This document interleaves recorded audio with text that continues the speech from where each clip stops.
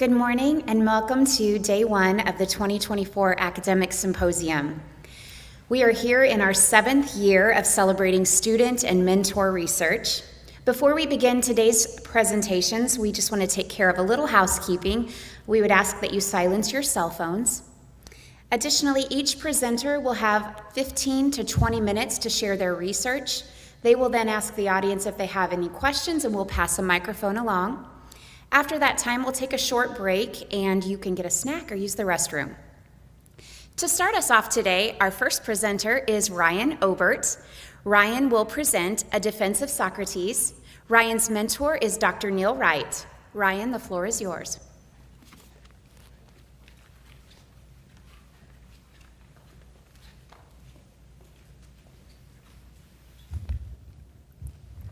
Thank you, Kristen. The Defense of Socrates.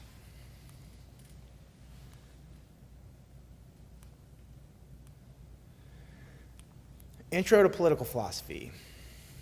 This presentation highlights a short essay assignment from a great books and political science class that I took with Dr. Neil Allen Wright. Readings from 4 texts on Socrates. The readings are from 4 texts on Socrates, but they are originally by Plato and Aristophanes. In the first part of the semester in this class, we were given a reading assignments covering 2 of Plato's dialogues. These dialogues are the Apology and Crito.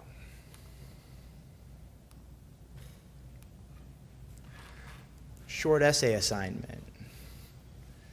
A few weeks into the semester, we were assigned a short essay assignment which warmed up our writing skills and allowed us to engage the text. The Apology. In the Apology, Socrates is called to give a defense for himself in a trial in front of the many of Athens' democracy. In this dialogue, we learn about Socrates' life of philosophy. Socrates is a person who has chosen a life of material poverty and has devoted himself as a teacher who helps people around him become better people.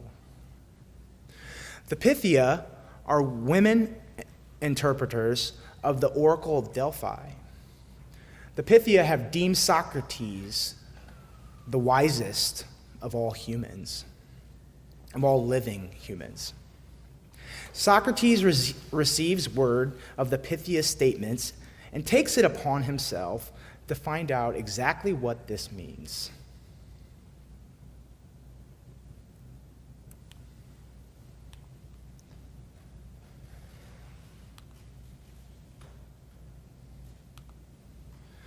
Socrates the Wise, interpreting the Oracle of Delphi.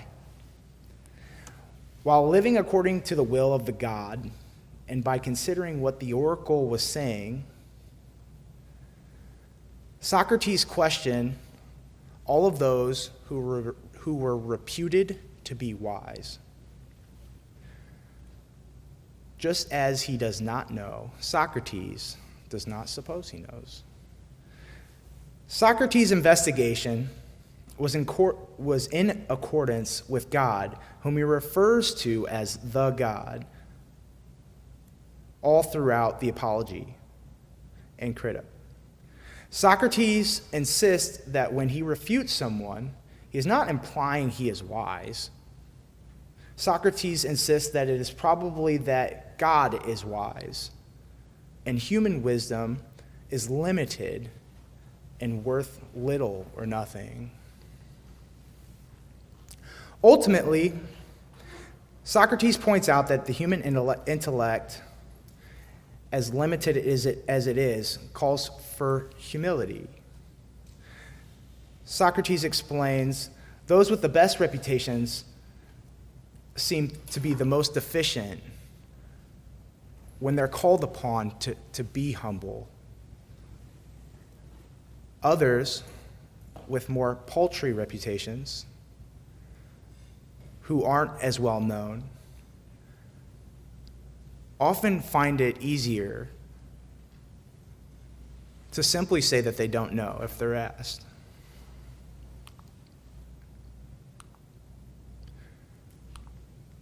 Socrates faces trial. Socrates' accusers. The men with the best reputations don't like their virtue or wisdom called into question.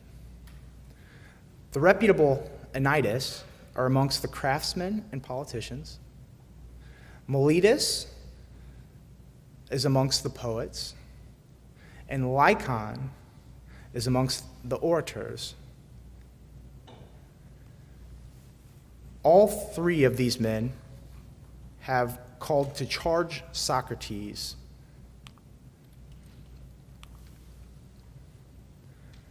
The charges that they've brought against Socrates in the Apology, which is essentially a trial for his life. These charges are corrupting the youth, giving false worship to the gods, and making the weaker argument the stronger.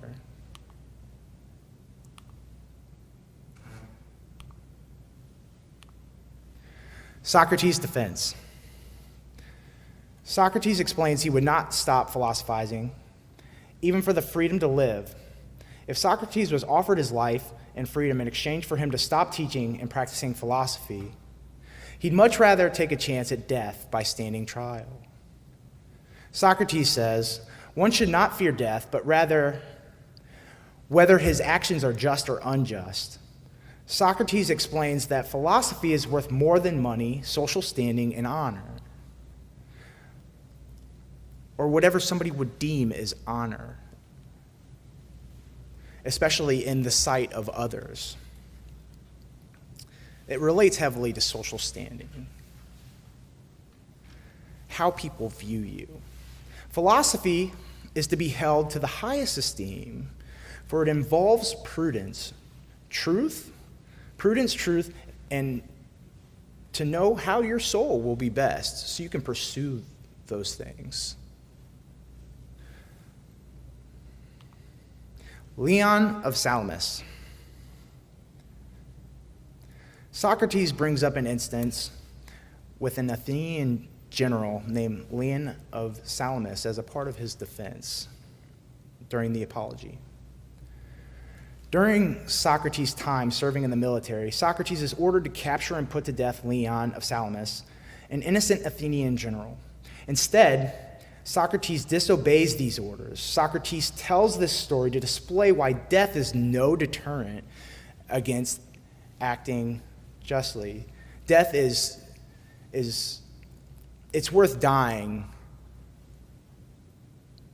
before you would go against your true morals and beliefs. He refused to listen to his orders to go kill a just man.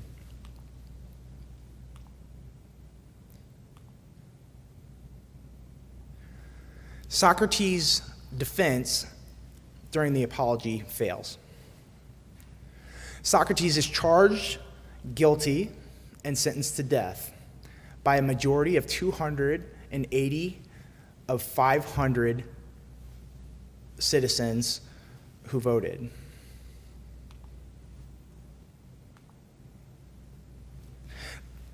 Socrates claims that he's won a small victory because 30 votes was all that separated him from an innocent verdict. If Anytus, Meletus, and Lycon would have failed to get 1/5 of the votes, they would have had to pay a price. The votes were close enough that he didn't have an overwhelming majority that sentenced him to death. There was enough in the crowd that believed him, that gave virtue to his story and to his philosophy. It wasn't a unanimous decision to kill Socrates for philosophizing. Socrates said, "The unexamined life is not worth living." Socrates is given a chance to offer a counterproposal for the death sentence offered by Meletus. Socrates insists that he could not live in exile on account that he must continue to practice philosophy. The reason for this is it's his job through his philosophy, to ask people questions about the way that they live, so they can call into question their virtues, so they can be better people. He refuses to beg for his life, or he refuses to stop philosophizing, even if given a chance to live without philosophy. He would rather stick to philosophy even if it killed him, He was a poet for what he believed in, and he died for what he believed in. Hemlock. Drinking hemlock was Socrates' death sentence.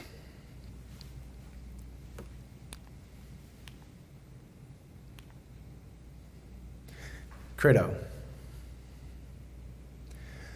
Plato's dialogue between the Apology and Socrates' death. While awaiting the hemlock, Crito makes a final effort to save Socrates by providing an escape for him out of the city of Athens. Crito insists that because Socrates has children, it is only righteous and just that he should spare his life and flee the city of Athens while he has a chance to live.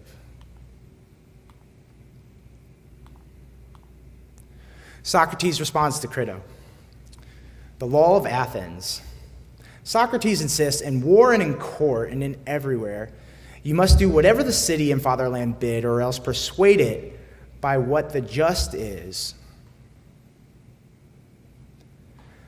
By evading the verdict and sentence he was given, he would be acting out of deception. Socrates insists that if he didn't want to be put to death, he could have easily proposed exile, and he didn't. Back to class. Dr. Wright asks us for a short essay question. Is there a fundamental contradiction in Socrates' relationship with the government of Athens in the Apology and in Crito?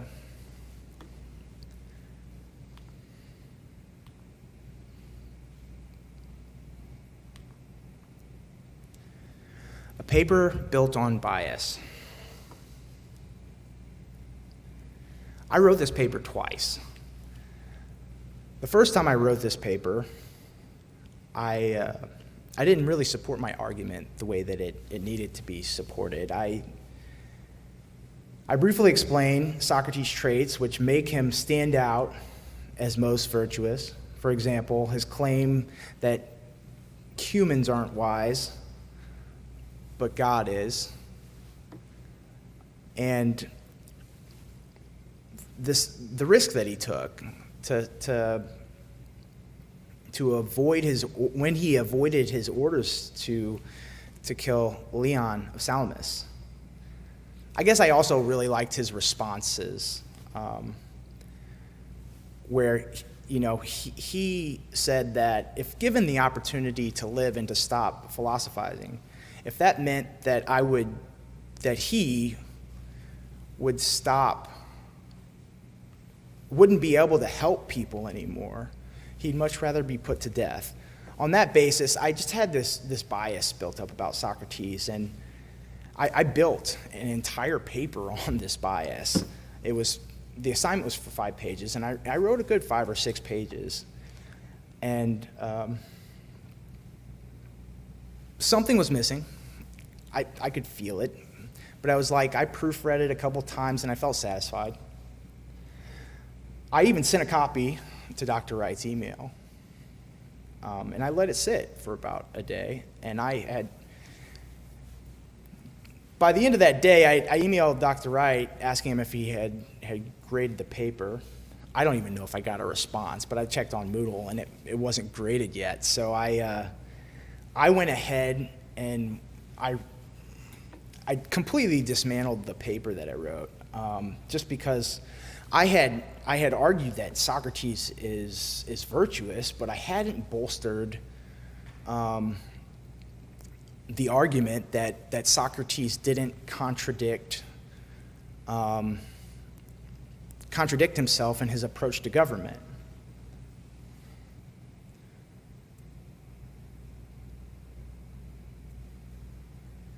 So I began to dig. And I asked myself, I asked myself the other end of the question, rather than bolster my paper with bias, I said, okay, where is this contradiction at? So I can find real evidence and finish this paper the right way.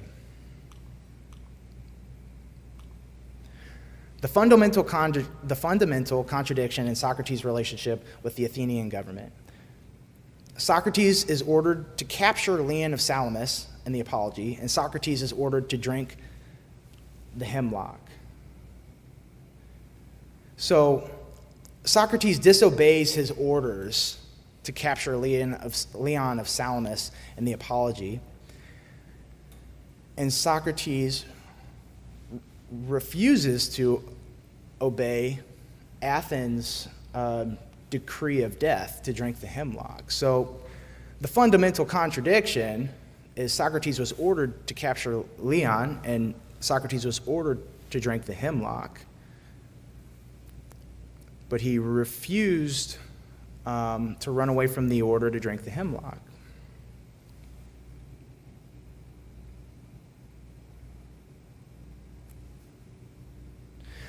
I had went over the Apology during my first semester at Quincy University in an intro class by Dr. Miles, and we went over notes through a PowerPoint, so it created some bias, and then we were tested over it, and I did a lot of extra work to understand, because the first time coming across the text, it was just difficult for me to dig through these ancient texts by Plato. I hadn't really developed really good reading skills yet. And this is one of the reasons that I chose to come up here today and talk about this assignment, because it had such a great impact on my education here at Quincy University. Here I was stumped without a way to authentically buttress my argument, because I didn't want to let go of Socrates being the wisest. I just liked his philosophy.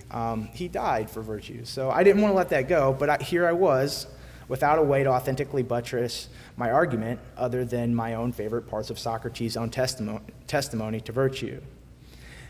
I hadn't really answered the question I was being asked, and I knew it, and I simply couldn't settle for a subpar effort.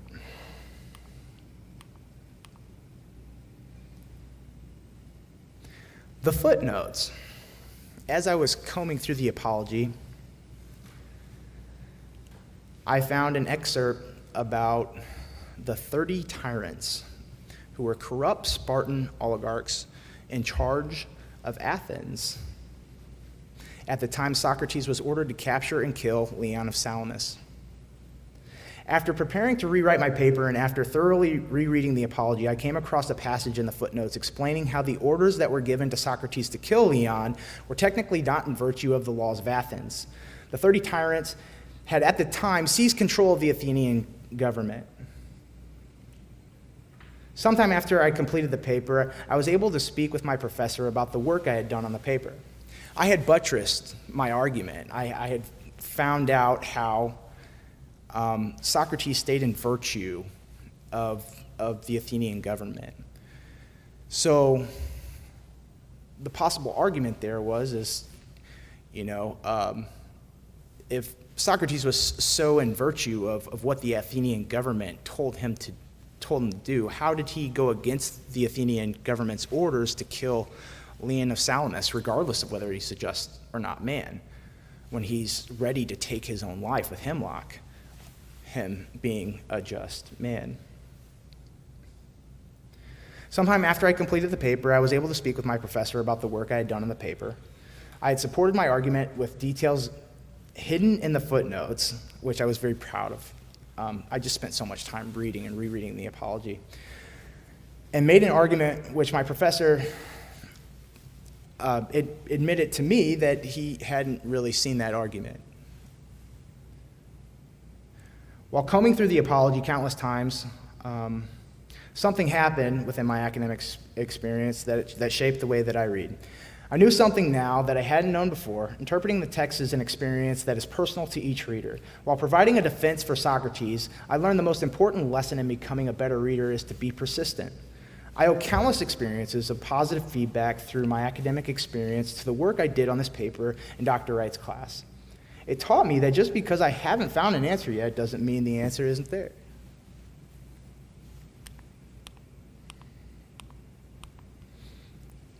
A defense of Socrates. As I'm about to graduate in May, I would like to say thank you.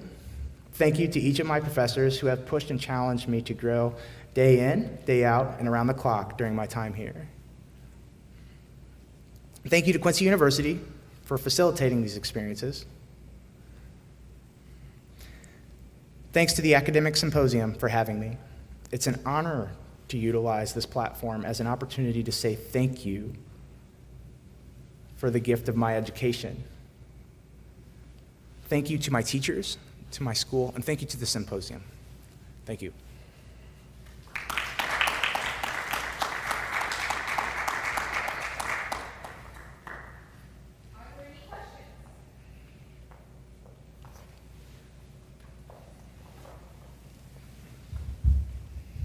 Thank you very much, Ryan.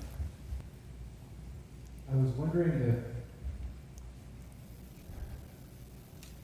so when Socrates said he could not even consider going someplace where he couldn't practice philosophy, I was wondering if you could contextualize this a little bit, because maybe this is also one of the fundamental contradictions that you could point to.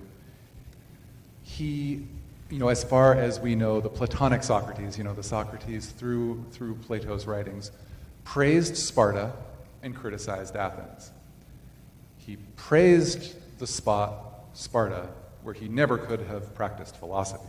They would have clapped him in jail or executed him.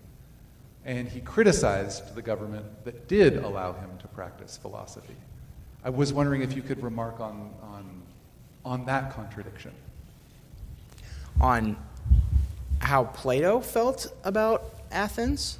Well, yes. When he says, "Oh, I could not possibly think about exile because I wouldn't be able to do any philosophy in any of these other flourishing Greek city-states. Only in Athens could I practice philosophy." But yet he spent his career criticizing Athens and praising places like Sparta. So maybe you could speak to that a little bit. It seemed to me, as I recall, he had never really traveled, Socrates had never really traveled outside of Athens. In any way that he would leave Athens would lead to some sort of shame or admittance that he had done wrong or that he had corrupted the youth of Athens. And he didn't want to give any credence to that whatsoever, because if he did that credence, by admitting that to his accusers in any way, shape, or form, by running from the charges, that would follow him wherever he went. And there's an emphasis too, when they speak about how Socrates had never spent any time away from Athens. He didn't have any ambitions of living life outside of his poverty and teaching the children and the people of the city that he loved. Does that answer? Thank you. Any other questions?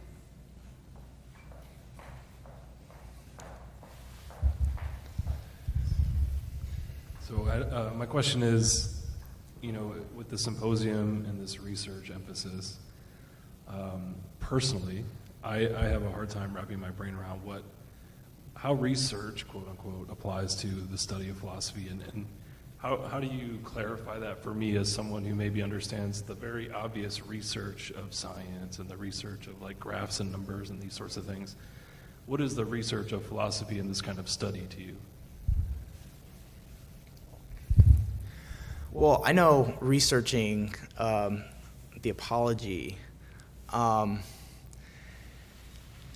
So it's like 30 plus pages. Let me think. It's about 66, 67 to, well, I mean, there's different versions of it, of course, so you're going to have different pages depending upon the version. But in this book, there is about 30-some pages. And you're researching the same 30 pages. I didn't really start, I said engaging the text. I didn't really start pulling meaning out of the different parts of the text until I read through it like my third and fourth time. So I'm getting it's like layered like an onion. And I don't really get to the onion until I shed a couple layers. And that was the highlight of my academic experience with this text, is because it was like one of my first times, reading an ancient text, like really getting into under the shell of the onion. So researching, in this instance, is rereading and rereading and rereading to find out what the text actually says, because it's not, it's interpreted, so it's not as plain or easy to read as most English that we write or contemporary works of contemporary works. Does that answer your question? Thank you. Any other questions? Thank you, Brian. Thank you.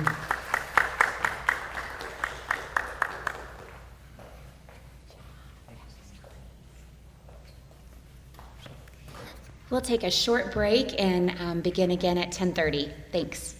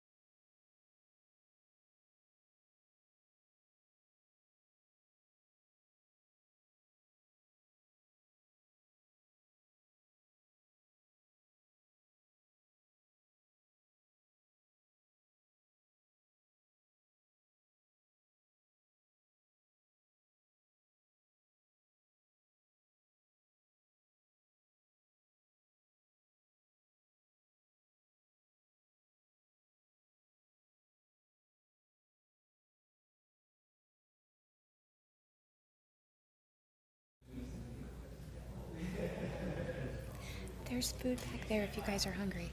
Okay.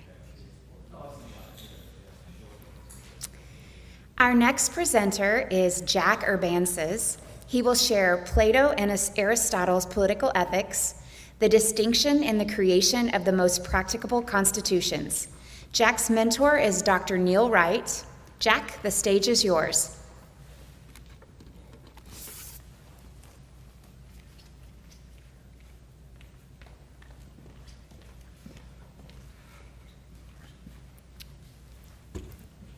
All right, is this good?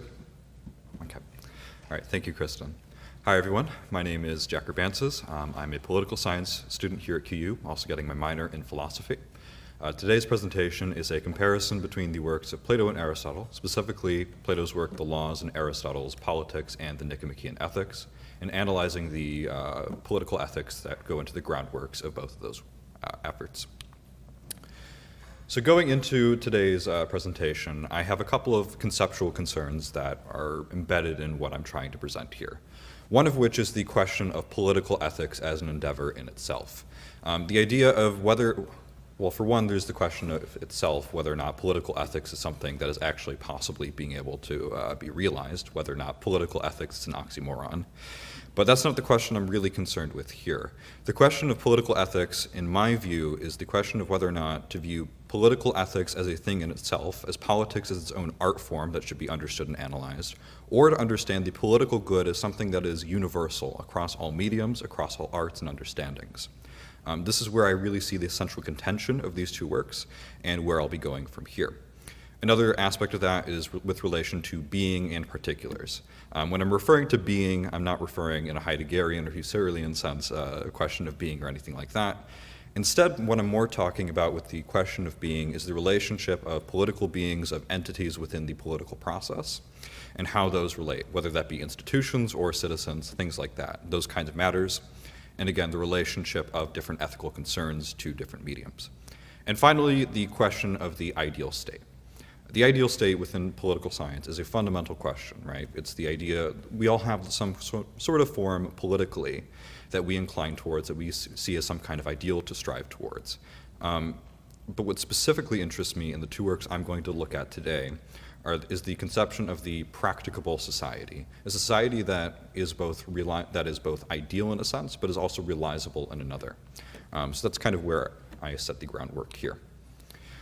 With respect to my research, I mostly just did a literature review of, for one, specifically the text I just mentioned, as well as looking at other academic literature within the political science field, specifically things by like Trevor Saunders or Christopher Bobinich, who specify in looking at those kinds of texts. And just to further confine some of the research here, specifically with respect to Plato, I am only looking at the laws really for anything with the arguments here. Texts like the Republican Statesman are incredibly valuable texts, of course, for reading classic literature and Platonic study. But with respect to the laws, they are very different in the kinds of ends that they try to pursue. And I'll kind of go into further detail about that as I go along.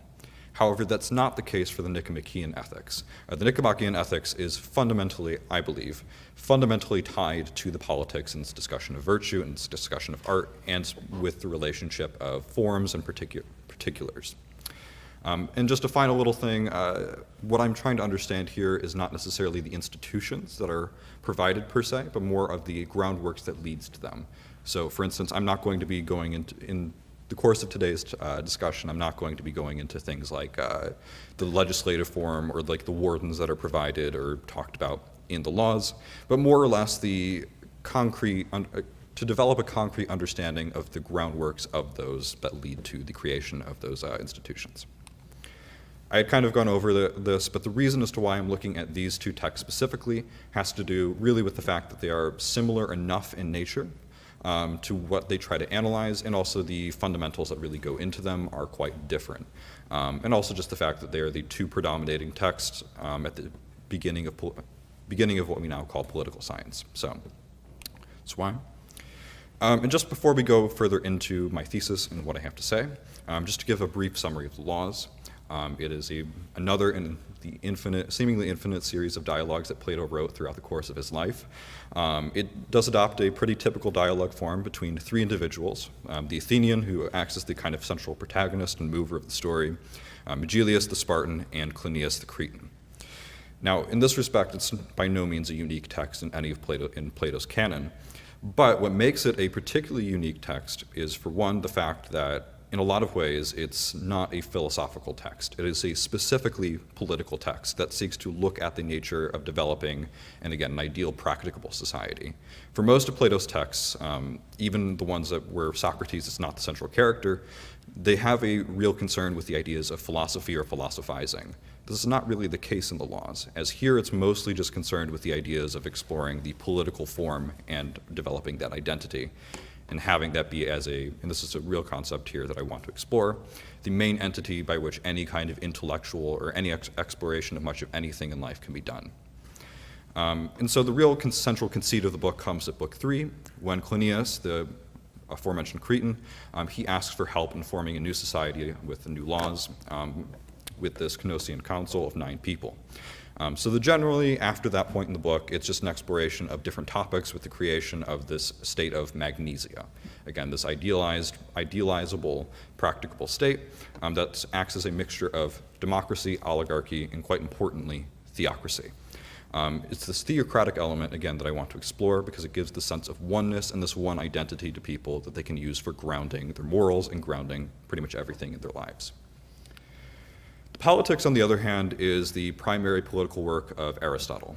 Obviously, there are other works like his work on rhetoric that also deal with political matters, but this is really the central political work in his canon. This work specifically looks at the art of politics itself and kind of develops a taxonomy of different political forms, specifically with a view to the regime. The central primary concerns of the politics have to do with the self-sufficiency of the individual and developing political justice. According to Aristotle, at our very base nature, we are political entities. We are entities that look towards community with each other and attempt to act in concert with each other. And it's this sense of a particularized, individualized identity that kind of contrasts with the oneness and sense of identity that only exists through the state that I'm going to explore here. And the regime itself is a manifestation of this, and the regime as an entity is a means of being able to realize certain things. The thesis that I have here is that the primacy each author gives to the concept of either the regime or the laws are integral to understanding the relationship each author has to their political ethics. It sets both the raison d'etre of both texts and are determinative of the possibilities both authors conceive of with relation to political possibility, or even the possibility that we may be able to live outside of the political entity. And it's this view towards particularity and universality that I want to explore here.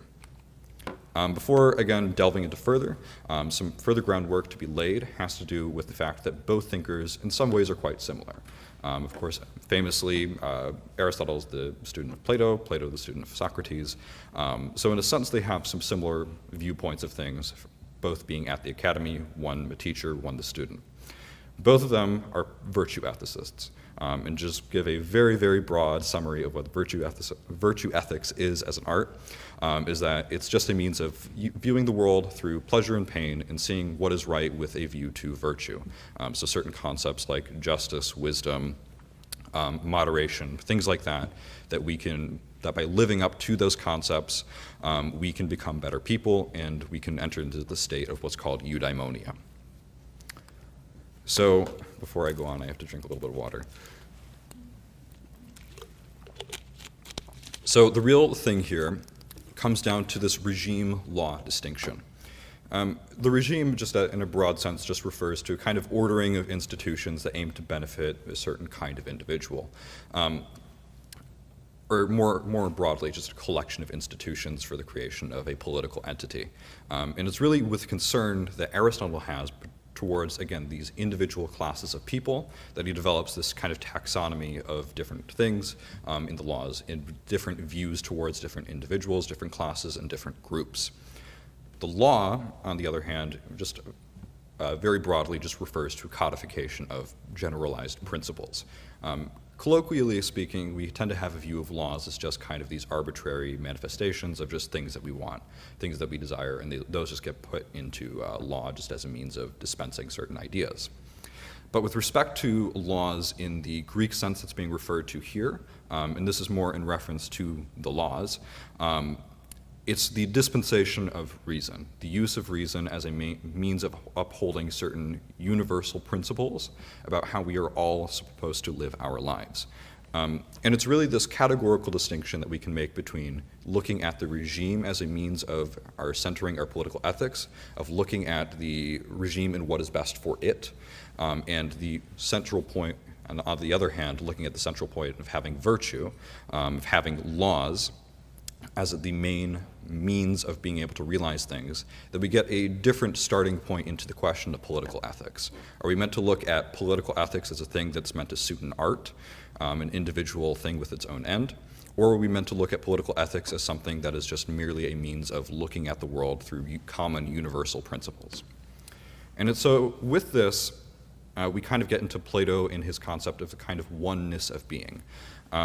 For Plato, as he describes constantly throughout the laws, the main goal of the laws is to create a society that can become one organism, one whole being. Of course, there are certain concerns that he has, and with this being the second best city, as he describes, it's not a perfect whole or anything like that, and obviously, in contrast to something like the Republic, it's not as united as that. But in the eyes of Plato, this society still aims towards that goal with only a more realizable end. And it's with this that Plato makes certain subdivisions of people, for instance, with the mastering and the element of slavery within man. But it's really just the duality that he gives is the only real thing that kind of breaks down to taxonomy, that there's still a fundamental whole with how we're supposed to treat life and to treat each other within the political concept.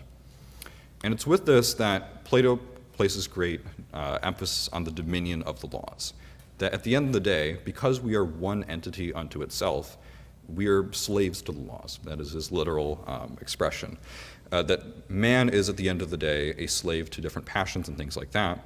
And what's better than doing anything like that is to succumb to reason, to succumb to this ultimate entity that can be able to control us and utilize us in the best, most practical kind of way. That man can only realize himself through the slavery of the laws, which can be applied by the state. Now, it's with Aristotle that we kind of get this critique of the idea of oneness. Particularly with Nicomachean Ethics, he critiques Plato's theory of forms that he proposes. The actual, whether or not Plato believed in the theory of forms is up to a whole bunch of scholarly debate I do not want to get into right now. But the idea is that for Aristotle, the best way to look towards man is to look at different particular aspects of himself. Of course, there are certain things that are common and realizable in all people, certain things with relation to virtue or what have you. But it's better to look at both the state and also with relation to politics and other things, different arts or technes, as he refers to them, with a view to what is best for that end specifically. That the idea that we can have an understanding of a common or universal good that is necessarily going to apply across all different disciplines is a quite useless endeavor and something which does not realize the full virtue of individuals.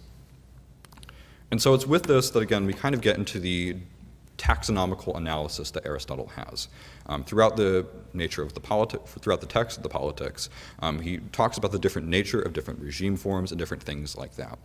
One of the things that Aristotle is commonly critiqued for within politics is his defense of kind of the indefensible, the defense of tyrants and things like that. Now, Aristotle recognizes that they're not the most ideal forms of existence, but for Aristotle, it's best to view these things with politics as a means of realizing different art forms and of realizing that even if things are not necessarily their best, as a whole, even with relation to the art unto itself, it's still valuable to understand that people as political beings we should be able to understand and analyze different forms of that and even see what is the best of the worst. And just something else to talk about, too, is a specific virtue that both thinkers kind of contrast a little bit. I'm mostly looking, in this slide specifically, I'm mostly looking at Aristotle, but the difference in the virtue of what's called liberality. So the ability to kind of make choices and be able to be an individual yourself. And this is the real contrast, right? Because throughout the text of the laws itself, Plato doesn't really postulate that people can be individuals or make individual choices. Of course, he allows certain concessions that he doesn't allow in the Republic. For instance, he allows marriage. He allows people to engage in economic transactions, things, revolutionary concepts like that. But on the broader end of things, the laws are not really seen as it's not a very liberal text by any means. But for Aristotle, there's a great deal of importance that one has to have with a view to the virtue of liberality. The idea that we can make individual choices and be able to make those things ourselves with a view to especially property as a main topic in political science, to be able to make those kinds of actions that demand virtue and become our best sorts of selves. And it's really this kind of tug of war that we kind of have with these two texts that I think is quite interesting.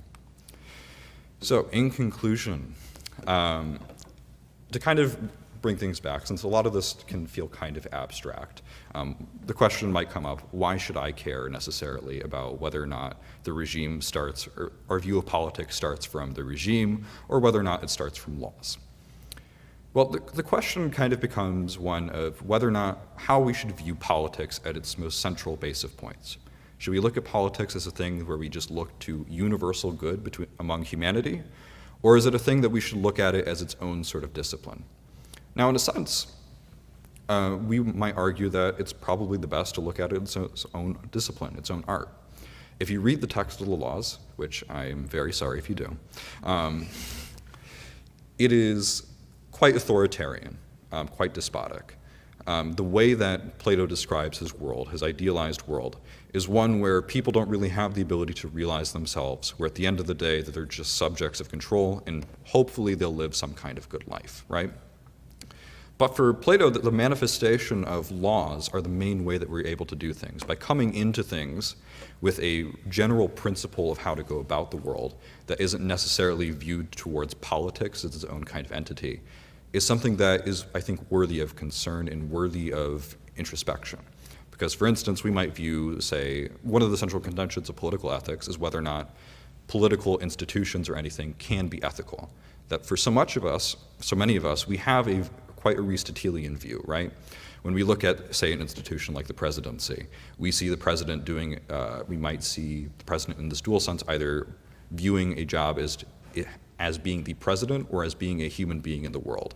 And so I'm phrasing this incredibly poorly, but this question of how we should view politics as either a human endeavor or as a political endeavor is the central question I think is worthy of asking. And so with that, I just have my couple of citations here, and any questions?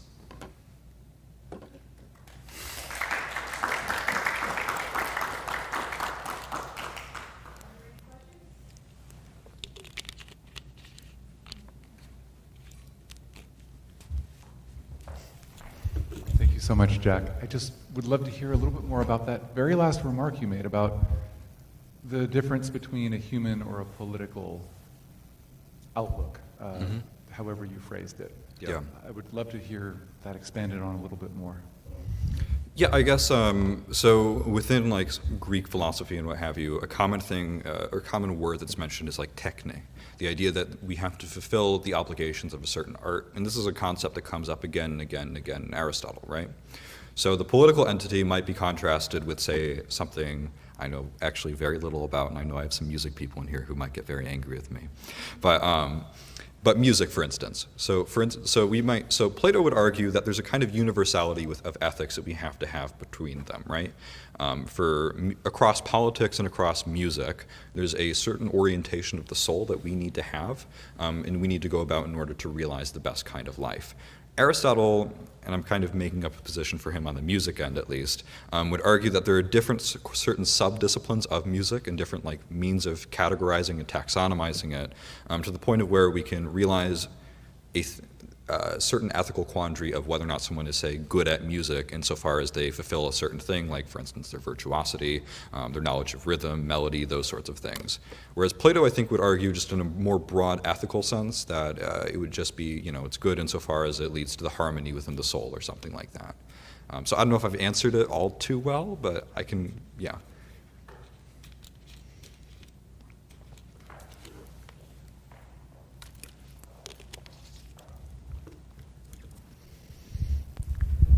So would you think that they're thinking that having tyrant as is the most efficient way of organizing society, or is it just because of the nature of man? Sorry, can you ask that question again? Right. So when you said most of the writings was around being a tyrant-centered type of political system, is that because of the efficiency of a tyrant, or is that just the nature of a human being? Well, with respect to, I think, what I had mentioned earlier about tyrants of the politics, in that section, he's arguing that, again, man by his nature is a political entity, right? That we seek community with other people, those sorts of things. But he does concede the fact that there are certain different natures within certain people, that by formations of like culture, identity, things like that happen in certain geographical areas, people will kind of accumulate to certain kinds of identity and certain kinds of things. So he would argue, as a kind of central point, it's better to live in some kind of political organization, even if it is a despotic one, than to live in no political organization whatsoever. So with respect to his idea of like tyrant, like being a tyrant and justifying that, it's not, I guess, necessarily that. It's more just around the idea of again, better to live in something than to live in nothing, I guess.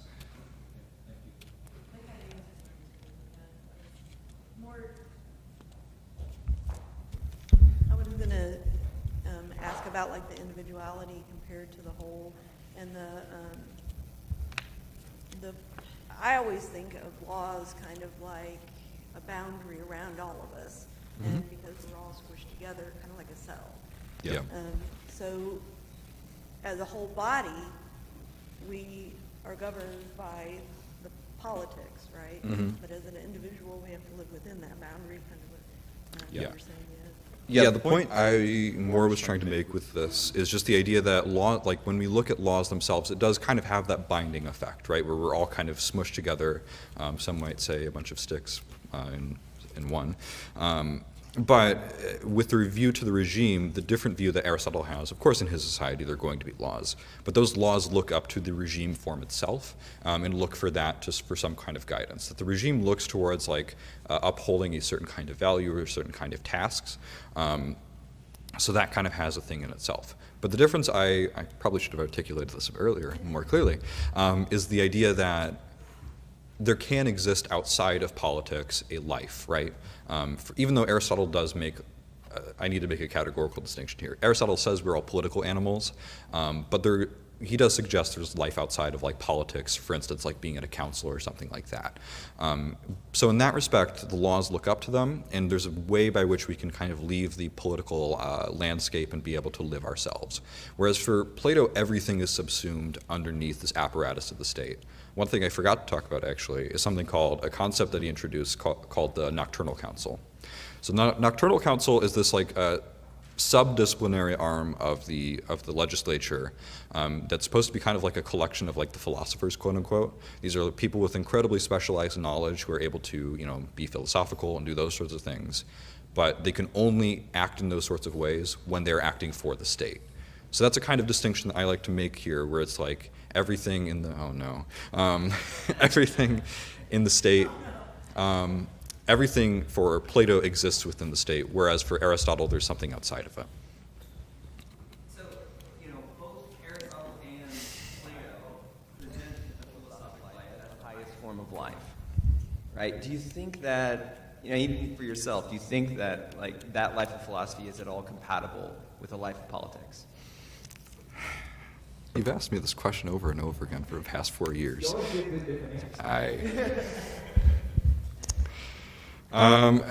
Okay.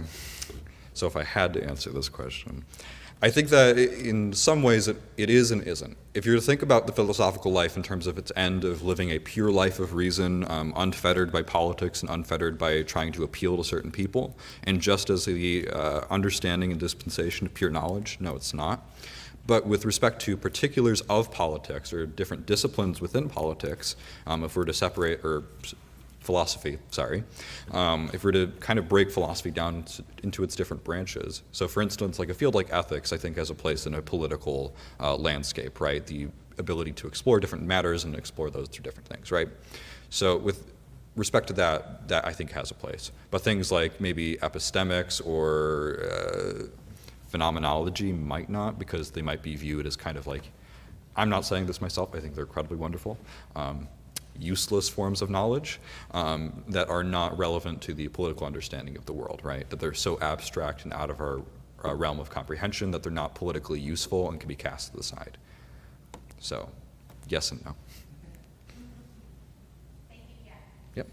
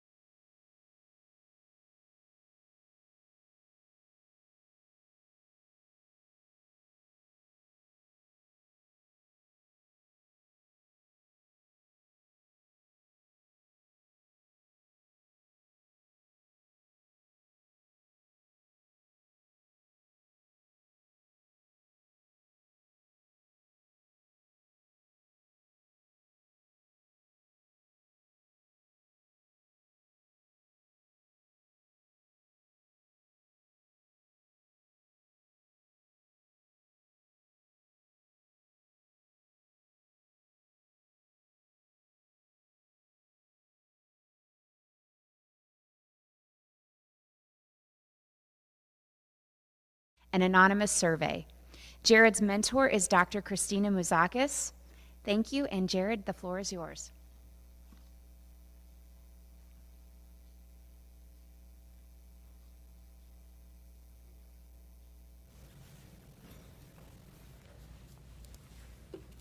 Hello, I'm Jared, and today I'll be discussing time management, social support, and academic success. So, background. Why is time management so important? Student athletes have a demanding schedule that includes classes, training, practices, and competition. And effective time management helps them navigate these responsibilities without being too overwhelmed. How does time management impact academic performance? So it helps reduce procrastination. By setting clear goals and deadlines, students are less likely to procrastinate, ensuring they stay up to their academic work. Also, they have better organization. With time management, students help organize their tasks and prioritize their workload, which can lead to a more structured approach in completing assignments and preparing for exams. And stress levels. So as a student athlete myself, there's a lot of pressure with keeping up with sports and academics, which can make everything really stressful and make time management extremely challenging. And physical and mental health. Mental health has been a really big topic lately. And with sports and academics, it can, I guess, it can really hurt your mental health. And this can affect our ability to manage time and perform academically. So why is it important? Academic and athletic balance. Time management is key in creating success for student athletes who must balance rigorous academic schedules with demanding athletic commitments. And this study can provide insights into how time management skills influence the balance and contribute to overall success. Mental health. This is another thing. Stress management is closely tied to time management, and understanding the relationship between these factors is crucial for mental health and well-being of student athletes who often experience high levels of stress due to their dual commitments. And interventions and support services. So in this study, it could help develop institutions with policies and programs aimed at supporting student athletes, leading to improved resources and support systems. So, I had the Quincy University men's lacrosse players, and I had them scale like how well their time management is and how well they're performing academically with their GPA, and has athletics have a positive impact, a negative impact, or no impact at all with their academics. And methods. I did a self-report survey. It had multiple choice questions, which provided structured data points for statistical analysis. I also included open-end questions, which allowed players to express their thoughts and experience in their own words. And I used Likert scale questions, which helped quantify attitudes and perceptions towards time management and its impact on their academic and athletic lives. So with statistical analysis, to understand the relationship between time management and academic performance, I utilize correlation analysis. And with this method, it enabled me to examine the strength and direction of the association between the variables of academic success and time management. And I was hoping to uncover any significant trends that could inform a better understanding of how time management skills might influence academic outcomes. And this survey was conducted online, ensuring anonymity to encourage honest and candid answers from participants. And I believe that with keeping this confidential, it would help the players to be more open with their answers and truly express how they felt without any fear of any repercussions. And I also had a total of 32 participants from the age range of 18 to 24. And with this, it just shows like if there was any trends with certain ages and certain grade levels with their time management and academic skills. My hypothesis, I hypothesized that students who had better time management had better overall academic success, and players who reported less stress levels led to better academic performance. And so the results, there was a positive correlation with GPA and time management, and for the time management, it was based off a 0 to 100 scale. And with the GPA, as you can see, there's a moderate correlation with it being 0.62. And for this was the stress levels in GPA. So there's a moderate correlation with higher stress levels leading to higher academic success, which proved my hypothesis to be incorrect. But for this, I believed it was more students who put more effort and like caring more about their grade, I believe led to more stress, higher stress levels in students who, I guess, reported with lower GPA levels. And implications. Athletic development, time management and training. Effective time management allows athletes to schedule academic time for training, recovery, and rest, which are essential for being a good athlete. And overall well-being with academic and athletic balance. Time management helps athletes balance their sport and their personal life and school, and which can all lead to a better sense of control and well-being. Time management skills also help students prioritize their responsibilities, ensuring both academic and athletic commitments are met. And stress reduction. Coping with stress. Athletes with effective time management skills are better equipped to cope with stress, viewing stressful situations as challenges rather than a threat. And mental health with stress reduction also as well. Managing time effectively can lead to better mental health as it helps athletes feel more in control and less overwhelmed by their responsibilities. And limitations. So with mine being a self-reported survey, it can be not always be accurate and reflect actual behaviors or outcomes. And participants may respond in a way they believe is more socially acceptable rather than how they truly feel or behave. And with my lacrosse team, they lose focus and interest very fast. So especially with longer surveys, and mine was about 34 questions, this can lead to like less thoughtful responses. And a small sample size. This also limits the ability to generalize the findings to all student athletes. And so not all the variables can be accounted for in the study that influence the results. And there's only male participants in mine, which means that this won't reflect on female student athletes as well. For future research, a larger sample size with different sports. A lot of sports, they have their own differences in time management needs, and a larger sample size. Increase the sample size to improve the generalize of these findings and allow more analysis and inclusion of different institutions.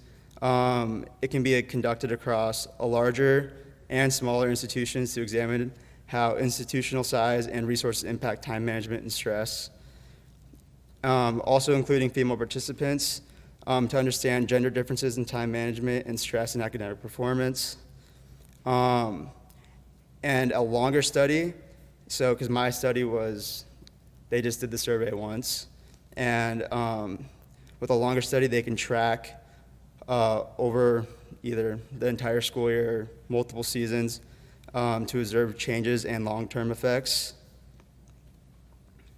And with objective measures in academic performance, use objective measures such as GPA and class attendance records to accord and assess academic performance, and include measures of physical and mental health to provide a overall view of the overall well-being of the student athletes. And they could also include regular surveys, like surveys once a week, talking about just how that week they manage their time and stress. We could also get coach evaluations regarding student athletes and managing time in relation to training and competition skills. And obtain feedback from like student success coaches on the students' performance and engagement in academic settings. And investigate the role of social support from peers, family, and mentors to contribute academic success and effective time management. Any questions?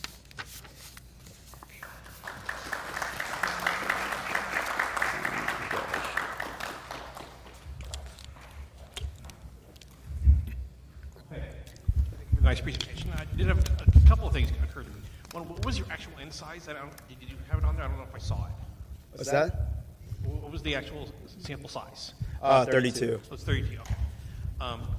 And a particular reason why you just decided to do just males or just matter of time?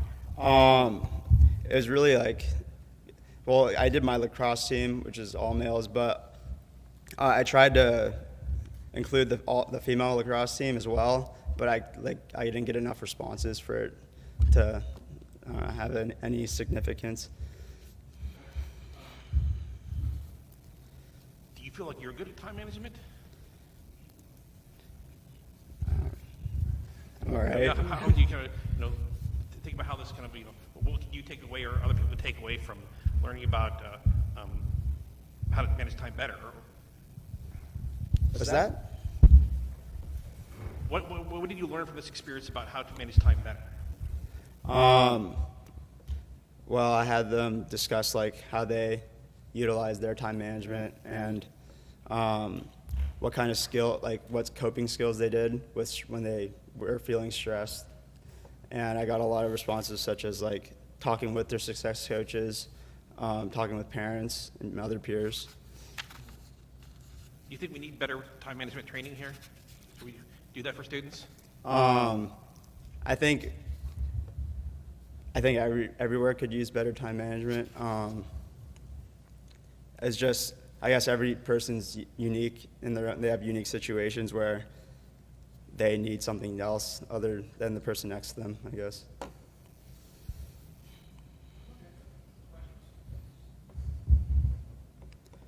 Hey, Jared.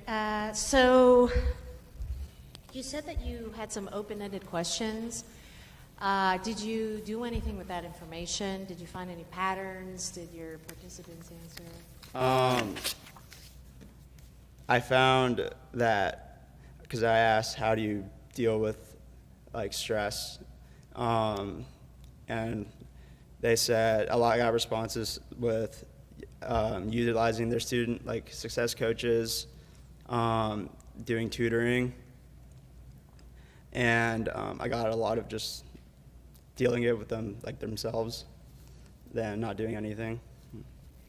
And then kind of a follow-up separate question. So did you find anything else notable, either in the correlational data that you had or in coding those open-ended questions?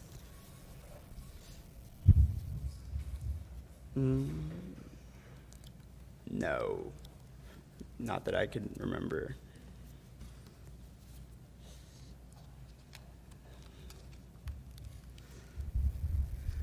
You probably have the numbers, but you didn't analyze it.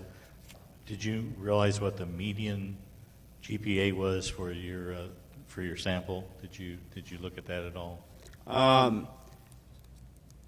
It was, I believe the average was like a 3.5 in that area.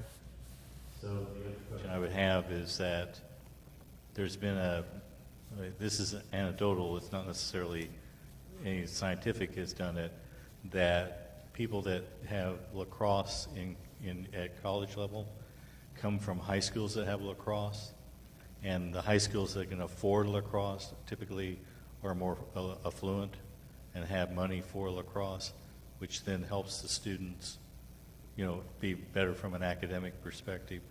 without actually doing the test, would you think that lacrosse on average has a higher GPA than, let's say, other particular sports? Just your...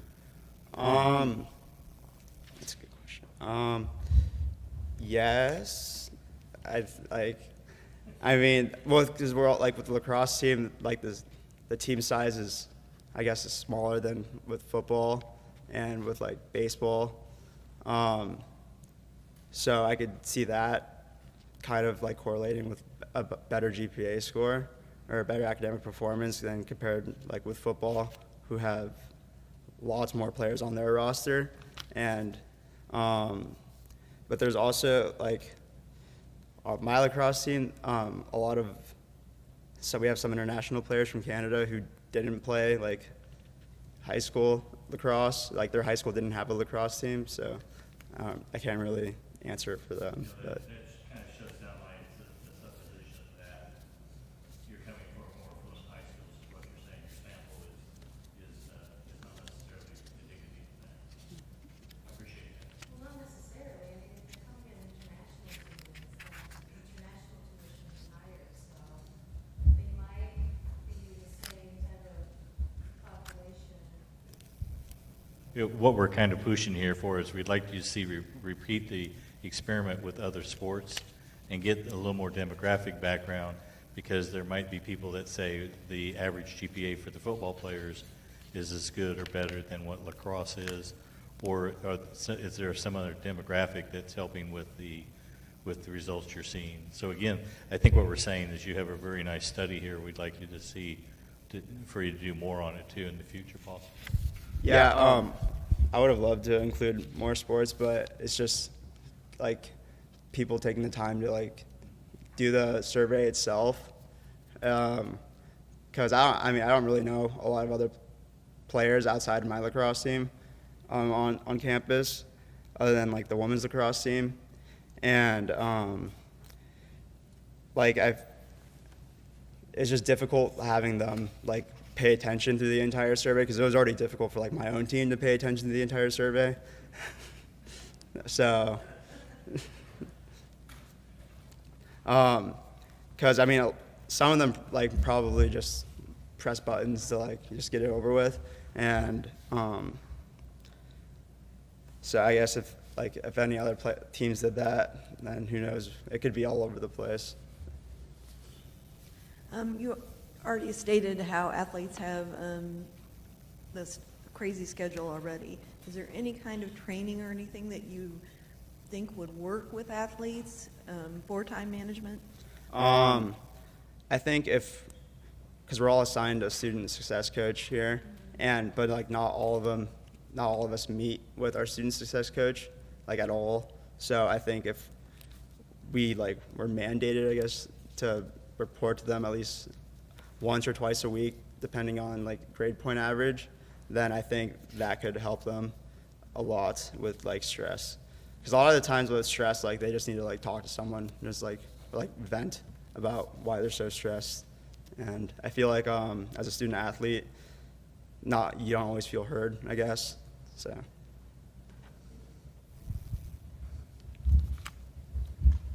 I'm curious if in your survey, did you define for them what stress is, or did you ask them to define stress as they see it? I'd have them define stress as they see it.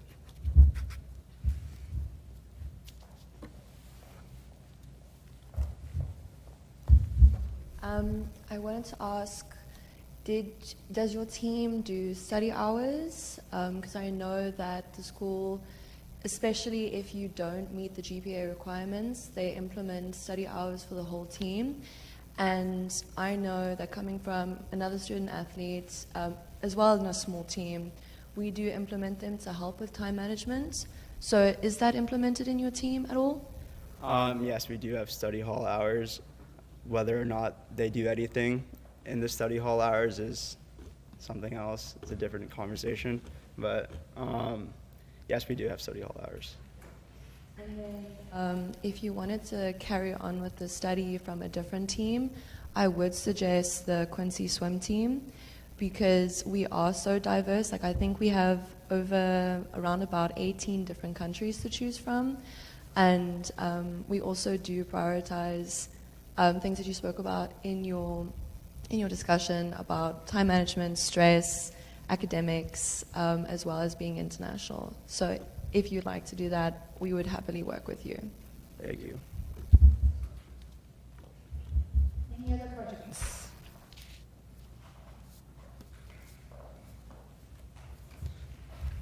Yeah, I just thought something else as came out of the other conversations here. How many demographic questions did you include? Like, what did you ask about her? Did you consider that and do comparisons across different demographic factors? So I just asked like age and grade.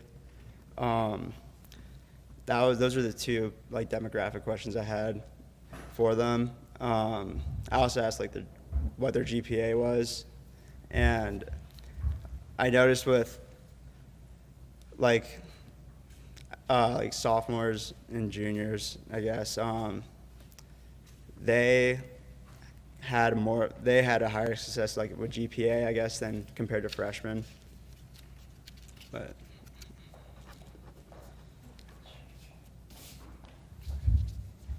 So sorry. I wanted to ask if you, by any chance, validated that they are getting the GPA that they say that they're getting, because I don't want there to be a situation where the information is corrupted because someone says they are getting like a 2.8 when they're actually getting a 3.5. yeah, no, I mean, it was all anonymous, so I couldn't. Yeah. Okay. Thank you.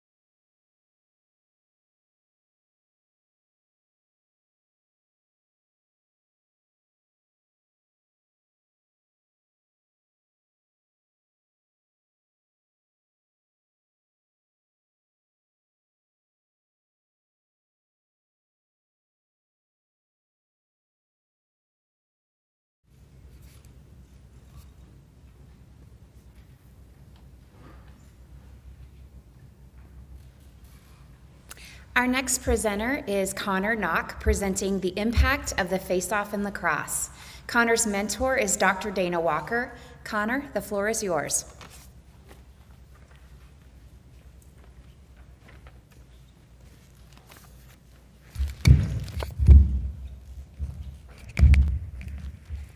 Hello, everyone.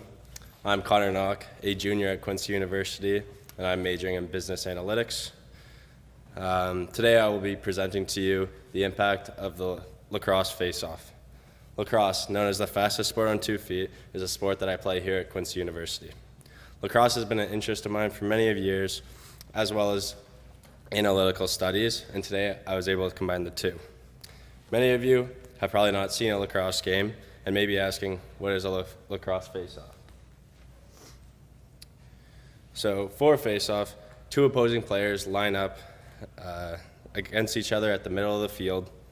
Once the ref blows the whistle, both players make an attempt to gain possession of the ball by clamping it under their sticks. These 2 players taking the face-off are referred to as FOGOs, F-O-G-O, which stands for face-off, get-off. I have a video I'd like to show you guys of an in-game face-off between 2 of the best FOGOs in the world. This is them facing off against each other in college, but they have both gone on to have very successful careers in the pros.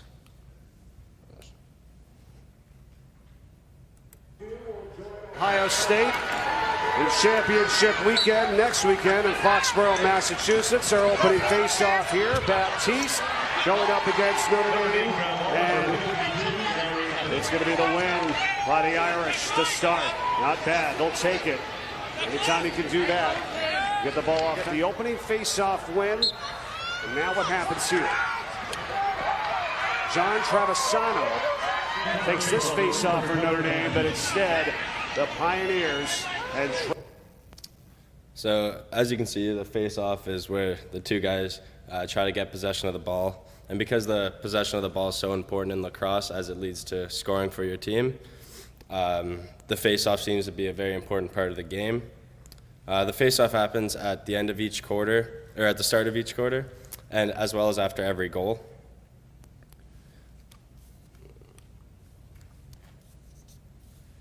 There's a lot of importance into conducting this research, with lacrosse continuing to be one of the fastest growing sports in America.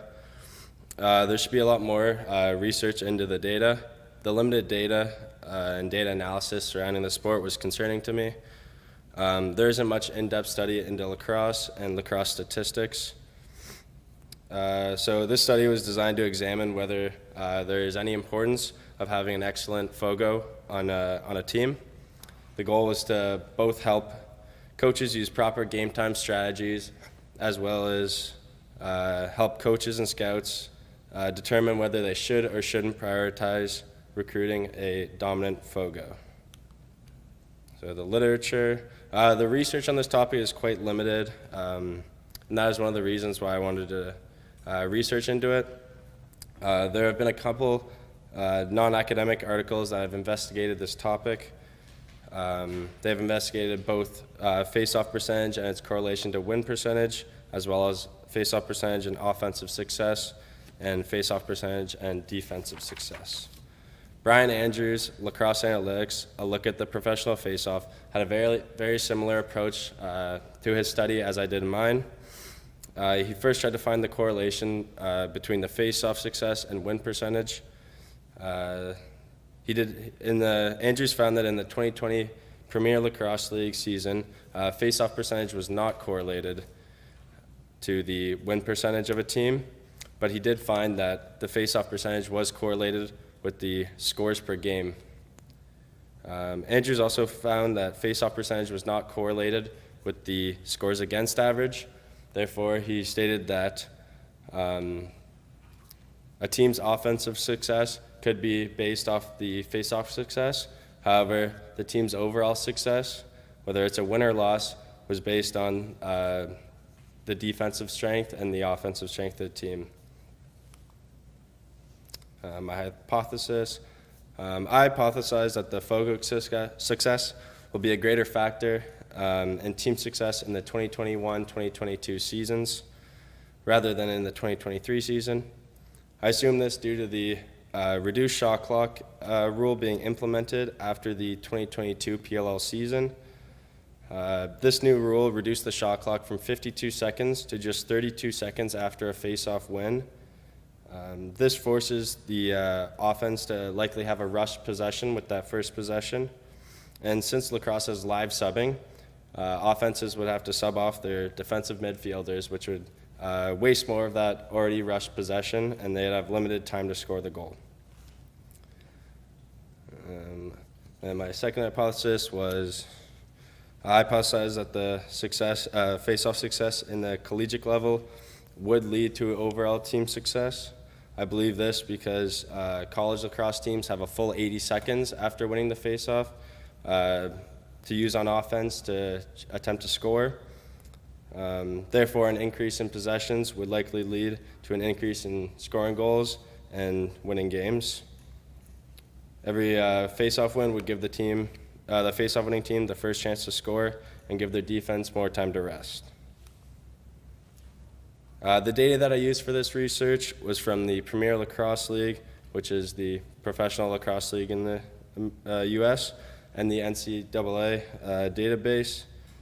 For the college statistics, I could only find the statistics for the 2024 season, as the NCAA updates their website every year and wipes out last year's stats. So only the 2024 Division I stats are represented in my research. The other data comes from the Premier Lacrosse League, which is, once again, the professional lacrosse league in the U.S. The PLL database included both team and individual data. I decided to use the stats from the 2021, 2022, and 2023 seasons because they are most relevant to the lacrosse played today.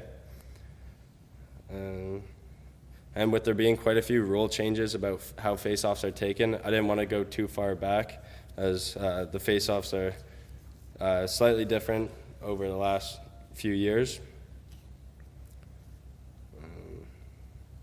And the data sets from the 2021 and 2022 seasons are without the new reduced shortened shot clock. So teams, after they won their face-off, they'd have a full 52 seconds to attempt to score a goal. Then in the 2023 season came the shortened shot clock, which greatly affected the face-off benefits and strategies. Here we can see the correlation for the 2024 NCAA season.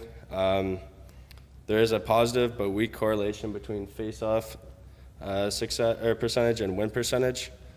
This tells us that the face-off success is a factor in overall team success. I believe that the weakness of the correlation is due to skill gaps within the teams in the NCAA. Because there's such a skill gap, some teams may have a successful FOGO. However, the rest of their team is so weak that they still end up losing games. We can see that the two outliers at the bottom of the screen, which have over a 50% win percentage. However, they have not yet won a game. Similarly, there's also teams with a low win percentage, but the rest of their team is so strong that they can still win a game even without having a dominant face-off man. And then another interesting observation I made was that 9 out of the top 10 NCAA ranked teams actually had a face-off percentage above 50%.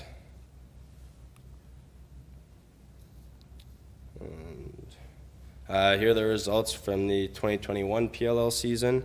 There's a positive correlation between face-off percentage and win percentage.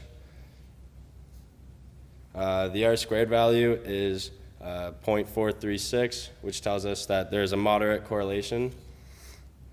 This tells us that the face-off success does indeed have an impact on the team's overall success. Moving on to the 2022 season, there is once again a positive correlation between face-off and win percentage. However, the R-squared value is only 0.312, which means it's slightly weaker than the previous season. But even though the correlation is weaker, there is still that positive correlation, which tells us that face-off success did play a role in the team's winning percentage. And here are the results from the 2023 season. The correlation in the 2023 season was negative, which is the opposite of what we saw in the 2 previous seasons. Even though the correlation is negative, its R-square value is only 0.12, which is statistically irrelevant.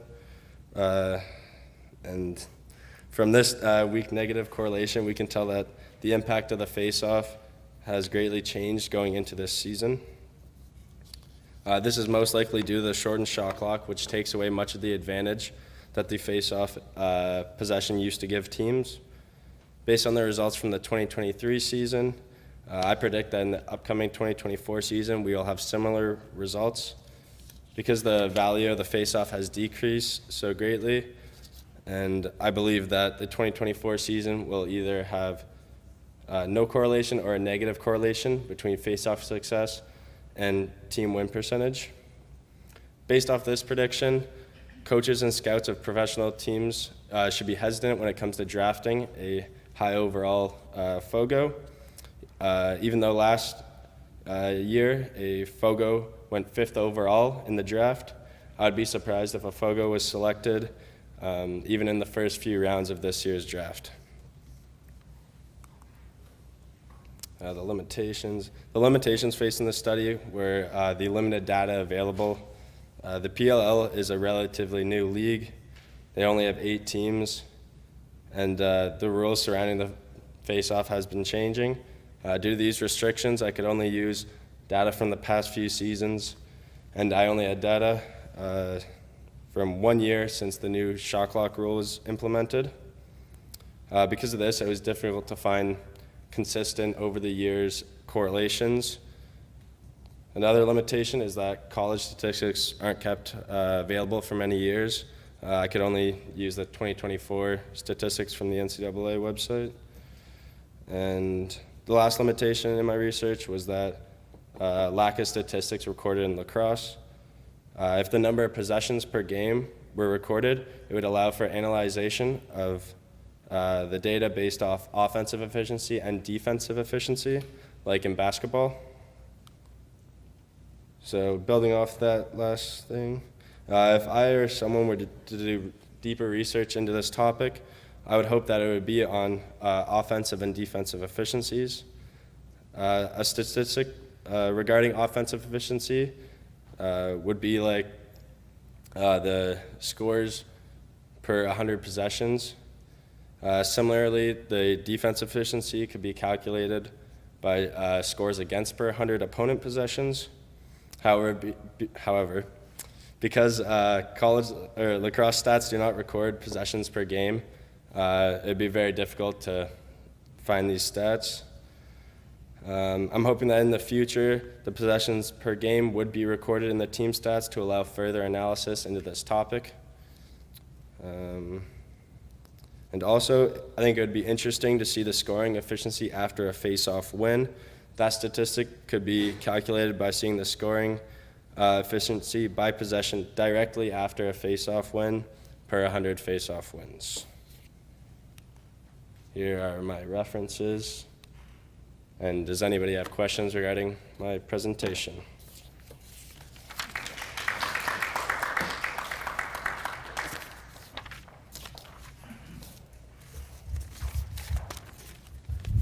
I'm going to guess that the shortened clock is supposed to make the game more exciting. As a player, do you think this makes it more exciting or less tactical? I mean, what would you think the advantage or disadvantage would be to the shortened clock? I mean, I think it does make the game more exciting to watch, because I do watch the PLL games, so it is more exciting when there's higher scoring and less just holding on to the ball. But it is a kind of a shame to see takes away the skill set that many players have worked for to be a dominant face-off guy and to win that possession for your team. Kind of takes away all the time and effort that they've put into it. So, I mean, it's nice to watch, but it's there's two sides of it.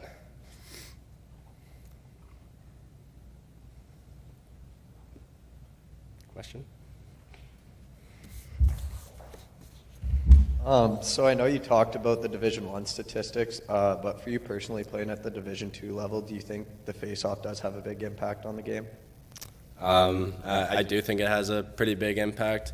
We've had some games where we've been struggling on the face-off, and teams have been able to get quite an advantage by scoring early goals and stuff like that. And then we've had other games where our face-off success has helped us a lot, keeping the ball out of our defensive end. Yeah.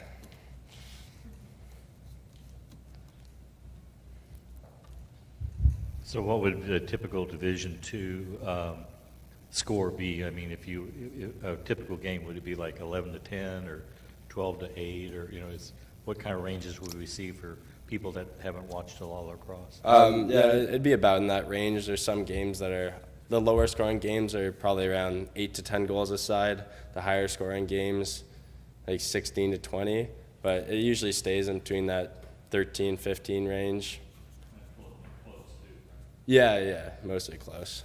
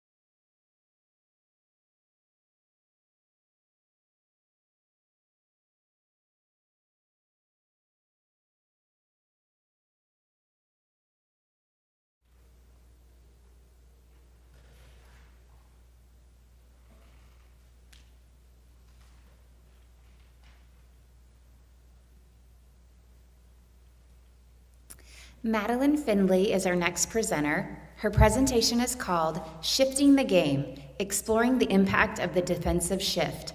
Madeline's mentor is Dr. Dana Walker. Madeline, I'll turn it over to you.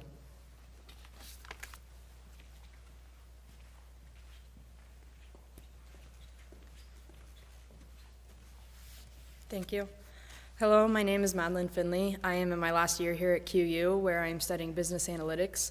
Today I will be presenting my research on the impact of the defensive shift in Major League Baseball that I have conducted for my advanced predictive analysis course.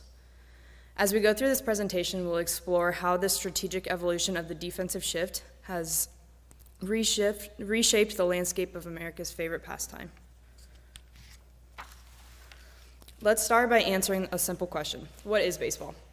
Baseball is a popular sport just behind football that is played between two teams of 9 players each. If you take a look at the screen, I have a picture of where the traditional positions are. It is played on a diamond-shaped field with 4 bases arranged in a square: first base, second base, third base, and home plate. The outfield is just beyond the infield, where the players try to catch fly balls hit by the batter. Games are divided into 9 innings. During each inning, both teams have a turn to bat and to field. The objective of the game is to score more runs than the opposing team. Now, how do you score runs? By hitting the ball where the defenders aren't and then running around the bases to reach home plate. Simple, right? Not in the slightest. There are various ways to get out in baseball. Striking out, which is when the pitcher throws 3 strikes to the batter, catching a fly ball before it hits the ground, tagging a base runner with the ball when they're not on a base, and forcing a base runner out by tagging the base they're running to before they reach it. Now, let's get into some key terminology that I will be using throughout my presentation. These terms are important for understanding the complexities of baseball. The defensive shift refers to the strategic positioning of fielders to optimize the chances of making outs. Plate appearances are any time a player steps up to the plate to face a pitcher. Weighted on-base average is a player's overall offensive contributions per plate appearance.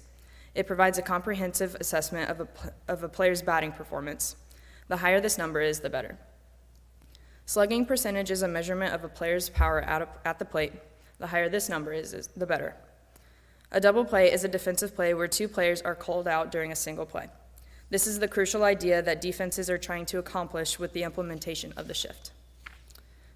Defensive runs saved is a measurement of how many runs a defender prevents through the defensive plays. Now let's get into some specifics of the defensive shift. 2022 was the last season of the defensive shift used in baseball. In 2023, there's a vote to ban the shift. Before the ban, the rules of the shift included fielders moving to specific locations anywhere on the field based on the hitter. Keyword, anywhere. Now, since 2023, infielders must be within the boundaries of the infield, meaning when the pitcher begins to throw the ball, all infielders must be on the dirt and not in the outfield grass. Infielders are also not allowed to switch sides of the field at the time of the pitch. The picture on the screen shows this imaginary line. There must be 2 infielders on either side of the line at the time of the pitch. With that being said, fielders can get as close to this line as possible as long as they do not cross it. In this next video, you'll be able to see how the shift works in real life. Over there, Rojas and Gordon and Gonzalez and Ethier. I don't know the last time I've seen a 4-man infield on the right side. 3, yes. 0-1 to Seth. 1 out, remember. Ground ball. The play at the plate is on a bounce for 1. Back to first. Not in time. And now wait 1 second.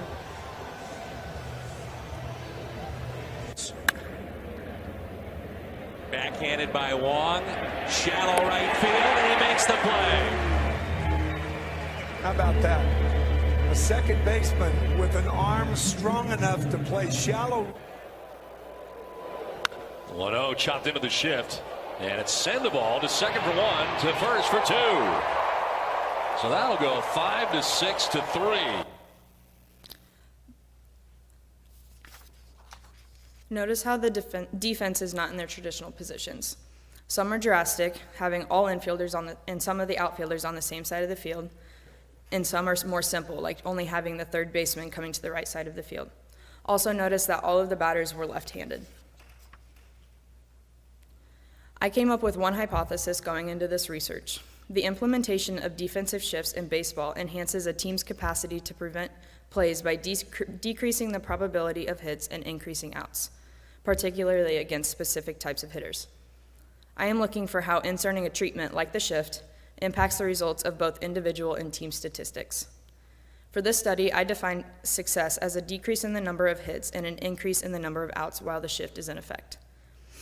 This hypothesis was based on prior knowledge of the subject, as I have been around the sport my whole life. Now to take a look at the methodology I used in my research. I used quantitative research to find specific batting averages, weighted on-base averages, slugging percentages, and rates of double plays. Now, why these measurements? Batting averages provide a basic measurement of a player's hitting ability by quantifying the number of hits divided by the number of at-bats. When assessing the impact of the defensive shift, comparing pre- and post-shift batting averages can reveal whether the shift effectively reduces a batter's ability to get hits in certain situations. Unlike batting average, weighted on-base average takes into account different offensive outcomes with varying degrees of importance, like walks and extra base hits. By incorporating weighted on-base average into the analysis of the defensive shift, you gain a more exact understanding of how the shift affects a player's overall offensive contribution per plate appearance.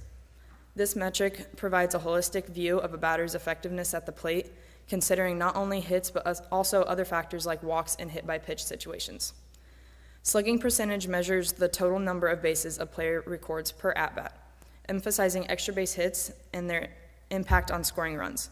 When evaluating the defensive shift, monitoring changes in slugging percentage can indicate whether the shift affects a batter's ability to produce extra base hits and drive-in runs. This particularly is relevant as slugging percentage reflects a batter's power and ability to capitalize on favorable offensive situations. Double plays are a crucial offensive strategy employed to quickly eliminate base runners and offensive threats. Analyzing the rates of double plays before and after implementing the defensive shift can provide insight into its effectiveness in disrupting opposing offenses and generating more favorable defensive situations. A decrease in double play rates post-shift may suggest that the shift successfully prevents hitters from putting the ball in play where it is vulnerable to double plays. Incorporating these measurements into my analysis of the defensive shift allows for a more comprehensive evaluation of its impact on both individual player performance and team defensive strategies. These metrics offer different perspectives on offensive and defensive effectiveness, enabling a more exact assessment of the strategic implications of the defensive shift in baseball. I then asked the question, does the implementation of defensive shifts correlate with a decrease in batting average or on-base percentage against specific types of hitters or in specific situations? For example, left-handed hitters versus right-handed hitters. Through my research, I found that the implementation of the shift can indeed correlate with a decrease in batting average or on-base percentage against specific hitters or in specific situations. I found that the Texas Rangers shortstop Corey Seager was the player most affected by the defensive shift in 2022 and the player that benefited the most from the shift ban in 2023.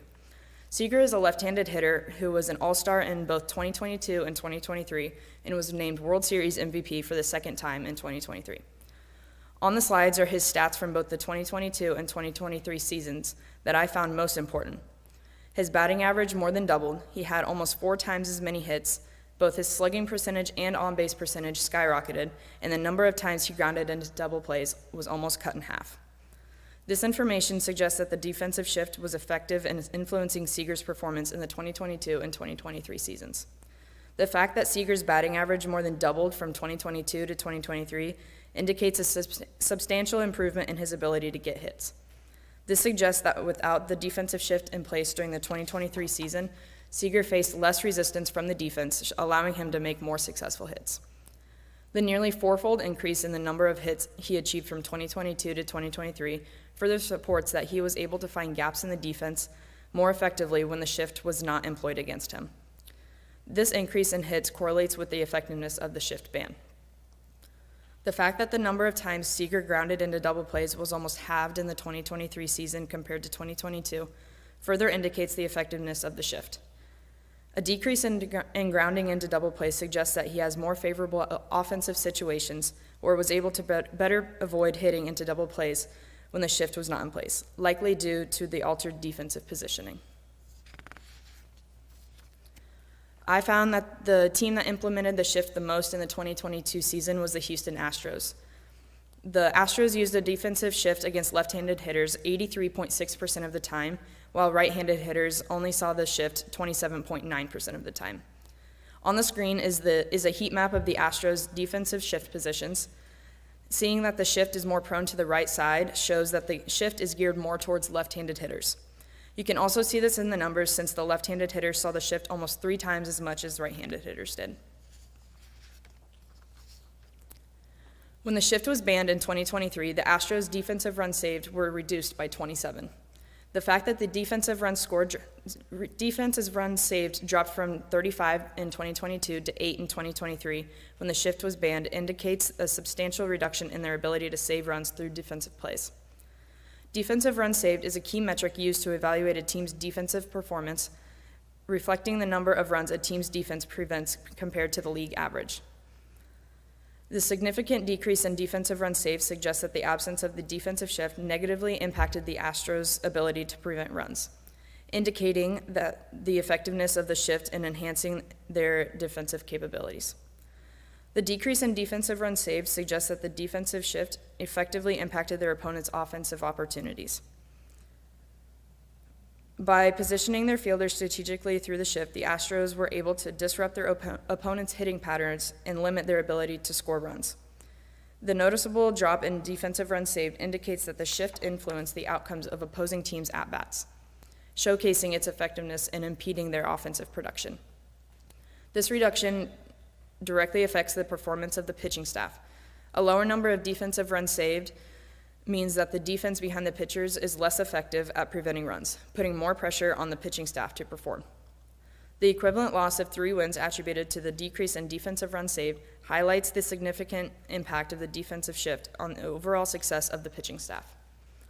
This indicates the effectiveness of the shift in not only influencing defensive outcomes, but also affecting the overall performance and success of the team. To remind you all of what I considered a successful hypothesis, a decrease in the number of hits and an increase in the number of outs while the shift is in effect. Through all my research, I have found that my hypothesis was successful.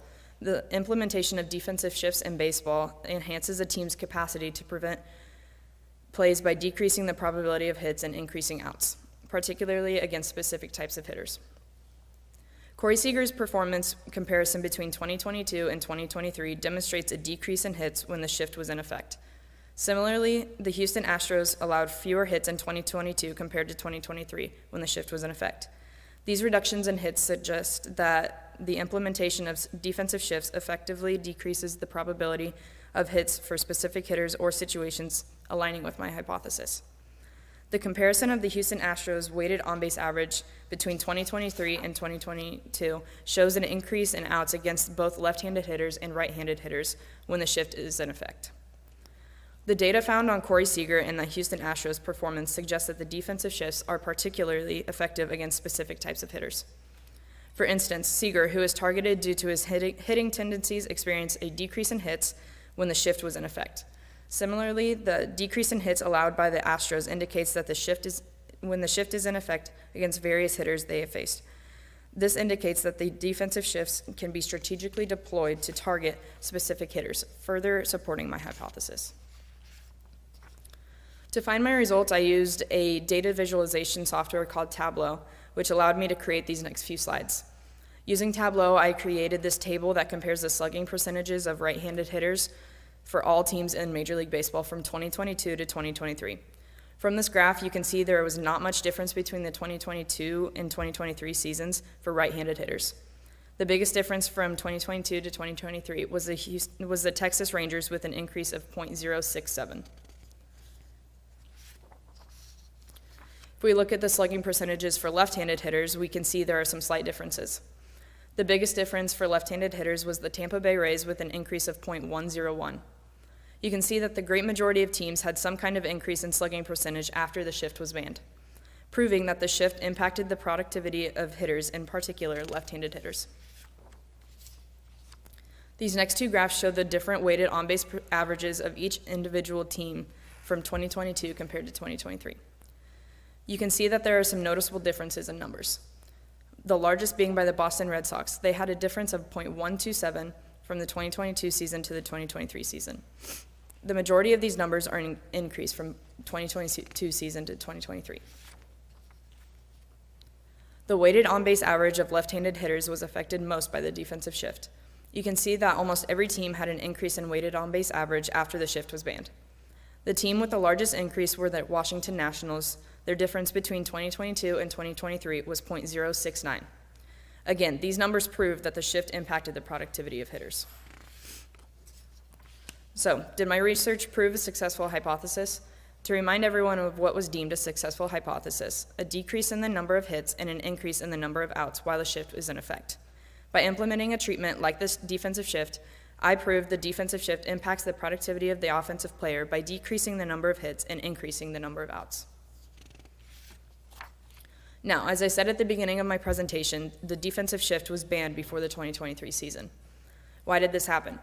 In 2022, Tom Verducci of Sports Illustrated stated that baseball should always be more about an athletic competition than an intellectual contest among hackers. Major League Baseball's 11-person competition committee voted to ban the shift because of the entertainment aspect. Without a defensive shift, there are more base hits, less double plays, more action, and more entertaining baseball games for fans. In conclusion, baseball's defensive shift impacted the productivity of hitters, particularly left-handed hitters, causing important statistics like slugging percentage and weighted on-base average to decrease, while defensive stats like double plays and defensive runs saved are increasing. The vote to ban the shift in 2023 has made the game more entertaining, but has shown that without the defensive shift, offensive players' stats are increasing and defensive stats are either decreasing or flattening out. Here's my sources. Are there any questions?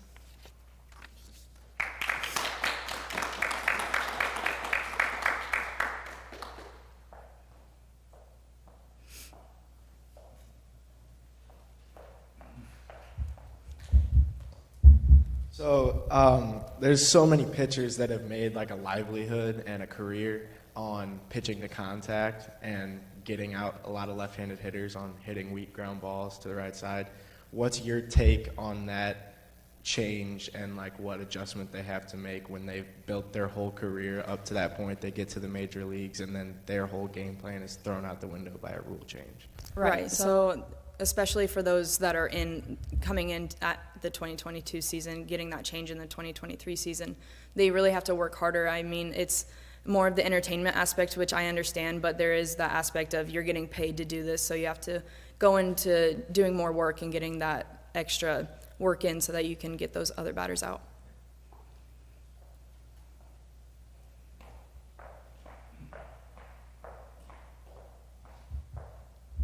This is more of a comment than a question, but what was interesting was that typically when you're doing research, you take a group of people or group of whatever, sample, and you apply a treatment and you see if there's a difference. Here you had the opportunity that you actually had a treatment going on, you removed it, and you got such significant changes on it. But the thing that I disagreed with the people who made the rule change, I like the intellectual part of it, not necessarily to try to make it more exciting. I think that the clock is important, the pitching clock is important to speed the game up, because there was a lot of just moving around. But this really shows that it does affect the game. So I'd like to see what they do with it in the coming years. I mean, it makes it more brute force than necessarily a tactical way of looking at it. So that was more of a comment than a question.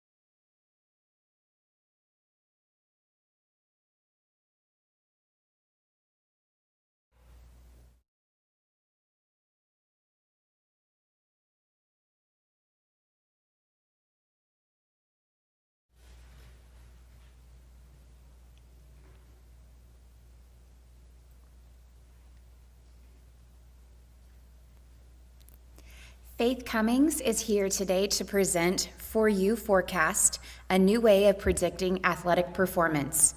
Faith's mentor is Dr. Dana Walker. Faith, the floor is yours.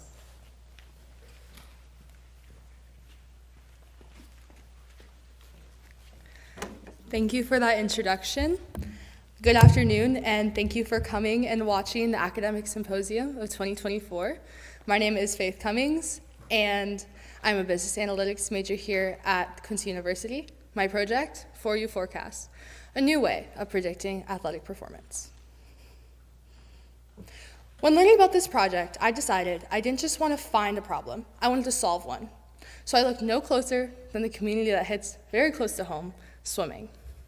Swimming has so many tools that we can use to track our performance, but there is no way on the market right now to predict our performance. Coaches can't predict incoming freshmen what they're going to go, how to calculate their scholarships. Swimmers can't predict what they're going to go in the future to help set goals. As you see on the screen here, there's an example of people are looking for ways to predict their performance. Everyone says, sorry, no real way to predict it. Honestly, no. Nearly impossible. I wasn't going to take impossible as an answer. So my goal today was to solve this issue and create a tool that you can use to predict athletic performance in swimming. For You Forecast is my project. For You Forecast is a predictive analytics tool I have created for the use of predicting future athletic performance within the swimming community. I say within the swimming community very broadly because I believe this tool could be used for other sports like track and field, or baseball averages, or a 20-yard dash in football. This tool did not exist at any capacity before my project. It could be a missing puzzle piece in the community. It could possibly revolutionize the sport of swimming, track, or like I said, other sports have a possibility of using this tool as well. I have used exponential smoothing to create my project. We can look at past performances that athletes have had, calculate their trends, and forecast their future outcomes to create successful predictions for, at the moment, swimmers. The sample I have used for my project today is the University of Missouri men's and women's swim team. I have used this example and sample because I have a close relationship with many swimmers and coaches at this university. I've swum at the pool for nearly 5 years now, and I love the swimmers on this team. I believe they are a great representation of how this tool can be used. I have decided to use 5 events, 4 swimmers, which calculates 40 results. The events I have used have a wide variety: 50 freestyle, 100 breaststroke, 200 backstroke, and the 500 freestyle. We can see that I use short distance and long distance events to calculate the accuracy of my tool. What is exponential smoothing? If you're not a business analytics major or someone who works in IT often, this can be a confusing topic. Exponential smoothing is a broadly accepted and accurate forecasting method for short-term forecasts.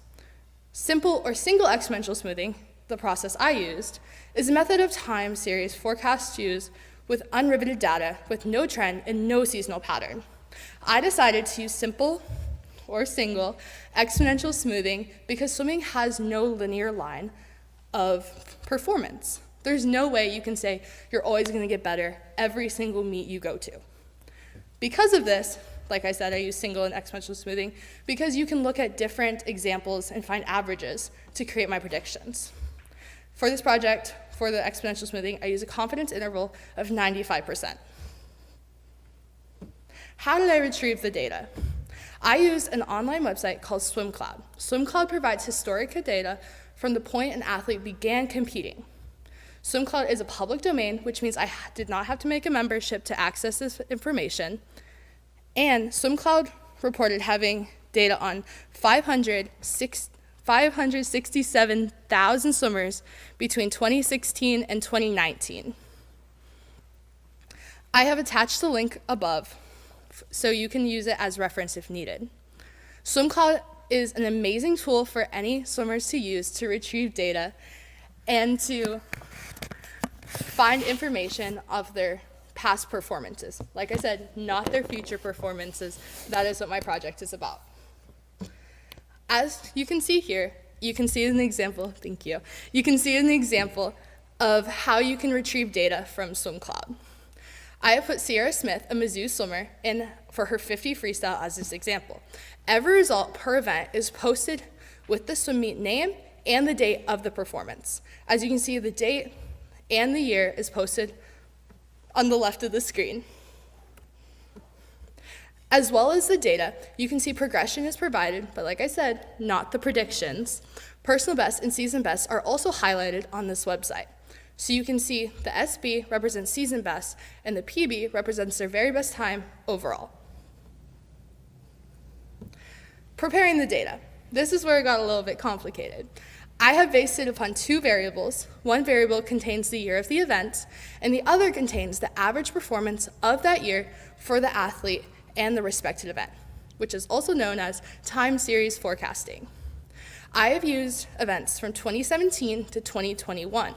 These dates were specifically chosen to ensure the comparability with my prediction and the swimmer's actual results. I wanted to ensure that I was using times from the past and then predicting the past times to make sure my predictions were accurate. Averages are taken for the calendar year of 2017 to 2021. As you can see on the chart above, I have year 1 through 5, 2017 to 2021, with their time averages per year. And it goes name, and then as you scroll down, it has their time averages. And for all these examples, I've used the 50-yard freestyle. To forecast in Excel, I used annual averages, like I said, from 2017 to 2021, and time series forecasting, or other known as the forecasting sheet tool in Excel. It assists in the forecasting of predicted performances as well as upper range and lower range forecasts. This is a visual of how I predicted the times. As you can see 1 through 5 years predicted, or provided, and year 6, with the star above, is the year that I predicted. You can see on the chart below a visual line of very unlinear progression. Now, what is upper and lower range predictions?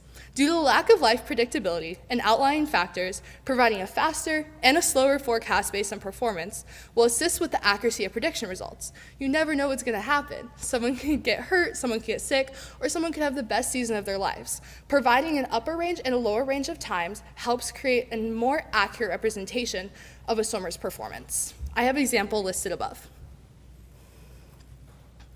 These were how I calculated my results. I have the forecasted time, the upper variable, the lower variable, as I defined earlier, best time they personally produced in the year I was predicting, which was 2022, the deviation, which is the difference between their forecasted time and the best time they actually produced, and the accuracy percentage.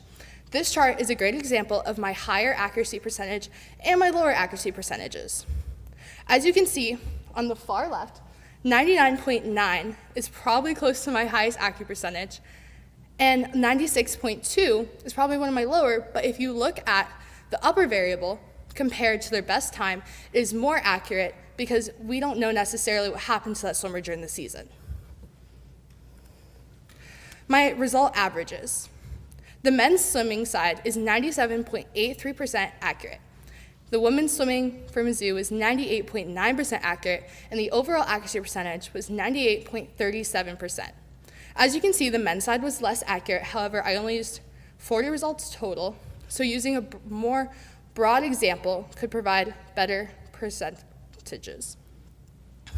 Men also tend to get faster in college more easily, just due to puberty and stuff, so that's probably why my results were a little bit less accurate on the men's side, but not much. How can this tool be used? As I mentioned earlier, coaches can use this tool for recruiting and scholarship opportunities. Currently, there's no way on the market for coaches to look at a swimmer's past performances and give them a scholarship that accurately represents their performance capabilities. This would allow coaches to accurately predict their opportunities and what they're going to go in the future, creating better opportunities for the swimmers and creating a better team for the coaches. Athletes can use this tool for accurate goal setting and to make realistic goals and training plans. Another way this tool could be used is for national swim organizations for picking national team members. Like I said, if you can choose the next Michael Phelps, why wouldn't you? If you can see that this person is progressively getting better consistently, and it's, like I said, currently 98.37% accurate that this is going to happen, why not use a tool like this to ensure the best possible way for your nation to go to the Olympics or something similar? In summary, the swimming community did not have a structured way of predicting future performance. I filled a gap and have a missing puzzle piece for the community. I've discovered that my tool on average is 98.37% accurate. A limitation of this study, however, is limited sample of athletes, but I plan on continuing my research and continuing to look at different athletes, different colleges, and different levels of swimmers to make sure my tool is more effective and accurate for all athletes around the world. Future research would include, like I said, larger sample size, universities, and more swimmers. The end. Being able to predict the next Michael Phelps might just revolutionize the sport of swimming. Thank you so much, and here are my references. And I will be open for questions.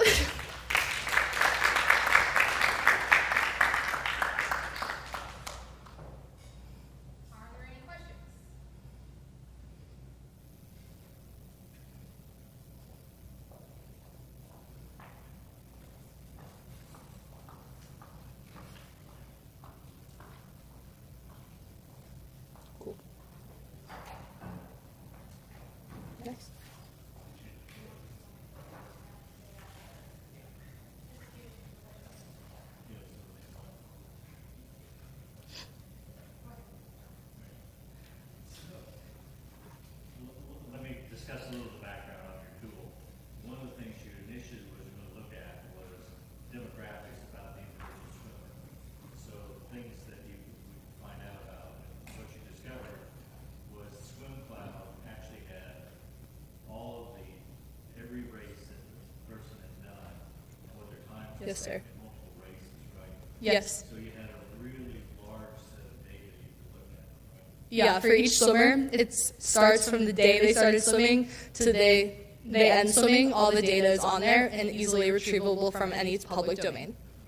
And so when you selected the group you were looking at, you developed a trend and then made a prediction. And then since you were doing this in the past, you could come back and see what they really obtained, and that's where you got your accuracy from. Yes, I compared my results to the times they actually went, which is the forecasted time versus the actual the actual time they went, which is on the sheet with the data retrieval. Yes, ma'am. Yeah, so I have a question. You said you started it from the day they actually started swimming. Did you run any different length of results? Did like the 4 years, did high school better predict, or did it go back down into, I don't know, when it started? Oh, sorry, ma'am. So is there a length of time that is a better predictor than others? So I use 5-year range. I use from 2017 to 2021 for the University of Missouri swimmers, so I started with probably, they were in 8th grade, till I predicted their first year of college swimming. It goes all the way back. The data goes all the way back, right. but my project is from Looked at 2017 a to 5-year 2022. period. Yeah.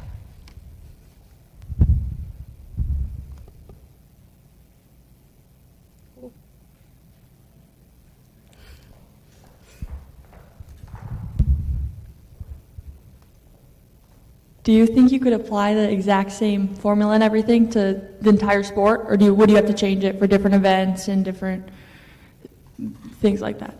So in the beginning I mentioned I used a variety of 4 different events of different lengths and different strokes. I haven't seen a difference between the accuracy results and accuracy average between events or strokes. So I believe I could use this as a universal tool for the entire sport of swimming.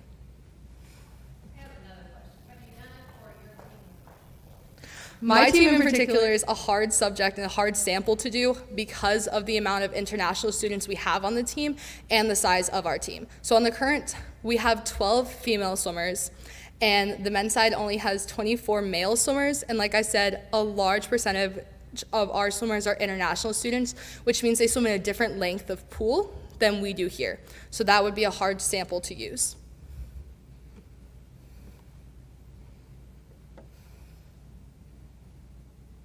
Any other questions? Thank you, Kate. Thank you.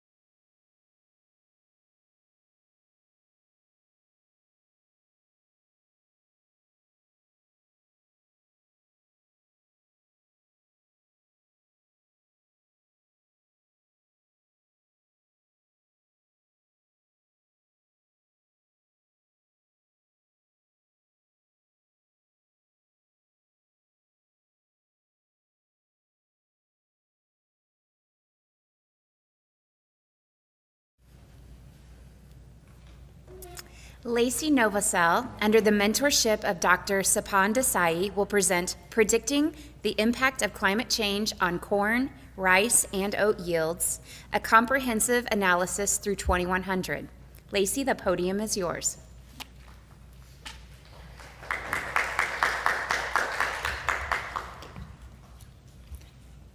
Good afternoon. My name is Lacey Novosel, and it is my pleasure to be speaking to you today about predicting the impact of climate change on corn, rice, and oat yields, a comprehensive analysis through the year 2100.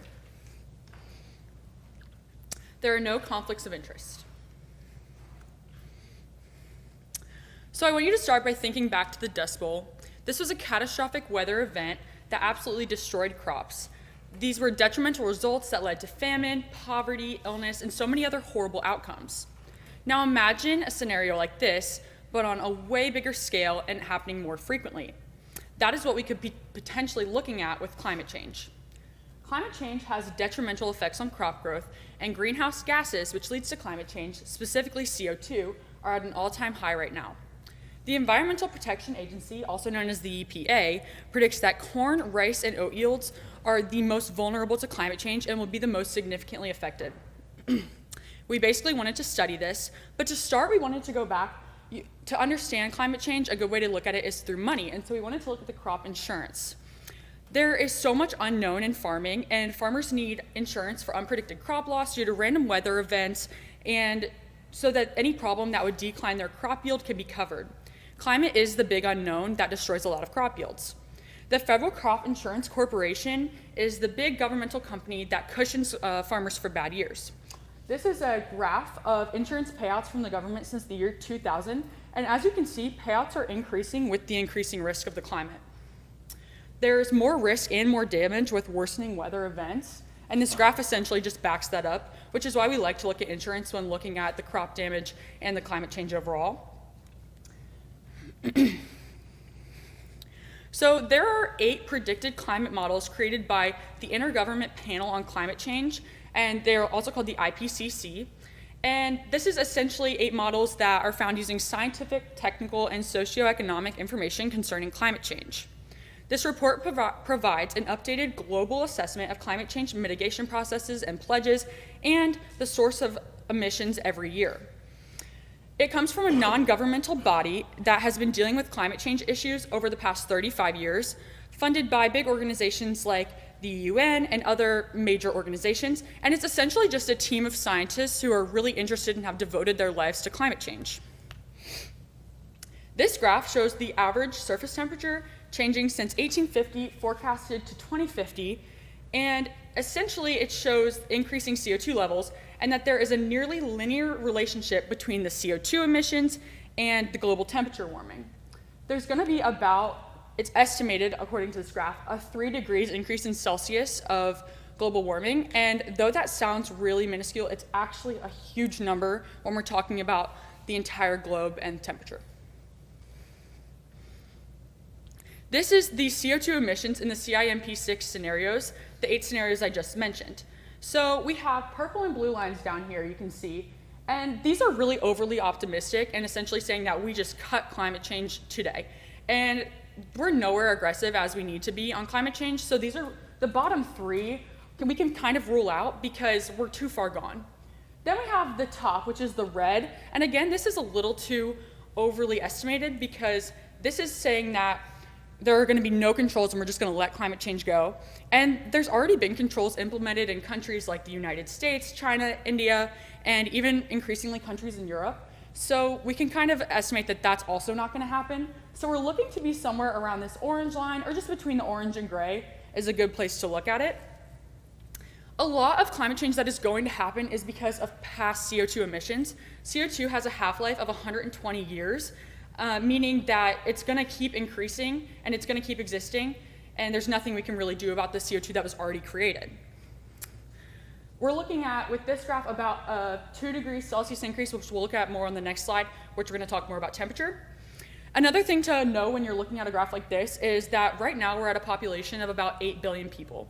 This is going to increase to 10 billion people in the next 50 years, or about by 2050. And so, no, it's the next 50 years. I just want to make sure I got that right. The next 50 years. So that's going to be a 25% increase in population just in our lifetime, which is pretty drastic. And you have to think, the more people, the more energy we need, and the more more pollution and more CO2 is going to be produced. So this graph is just with temperature instead of CO2, and it's only showing 5 of the climate models, and it's just with temperature predictions. And as you can see here, this main orange line that we're probably going to be looking at is around 3 degrees Celsius increase from where we kind of are. And we think that we couldn't really tell why they only decided to put 5 climate models on this slide instead of 8, but we think they kind of removed the extraneous ones, except for that red up there, and just put 5 of the main ones that we like to focus on.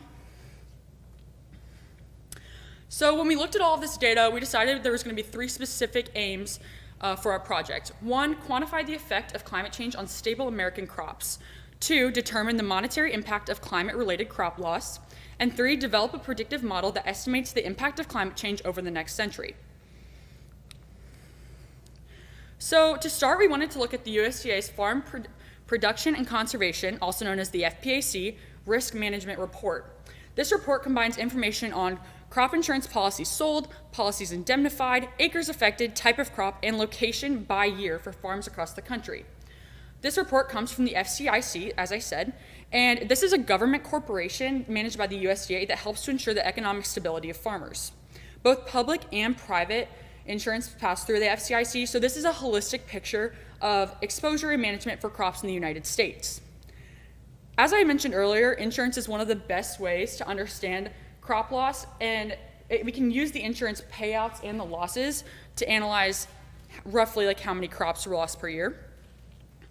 And it is most important that the FCIC provides a buffer for farmers to mitigate the losses every year. So we decided to create this infographic to help you understand the different data sources we use, because we drew so much data in to make our analysis, so we really wanted to look at that. So essentially, we first collected data on that crop loss from the FCIC, which is a subsidiary of the U.S. Department of Agriculture. As you all know, we are feeling the impacts of inflation right now, so we wanted to make sure we were comparing apples to apples, and we adjusted inflation using the Consumer Price Index, which is a number the government comes up with every year based on the average cost of living, and we adjusted this to 2020 US dollars. And then we went to the IPCC and we obtained a copy of the climate change report from 2023 and analyzed the 8 most recent climate models that they developed.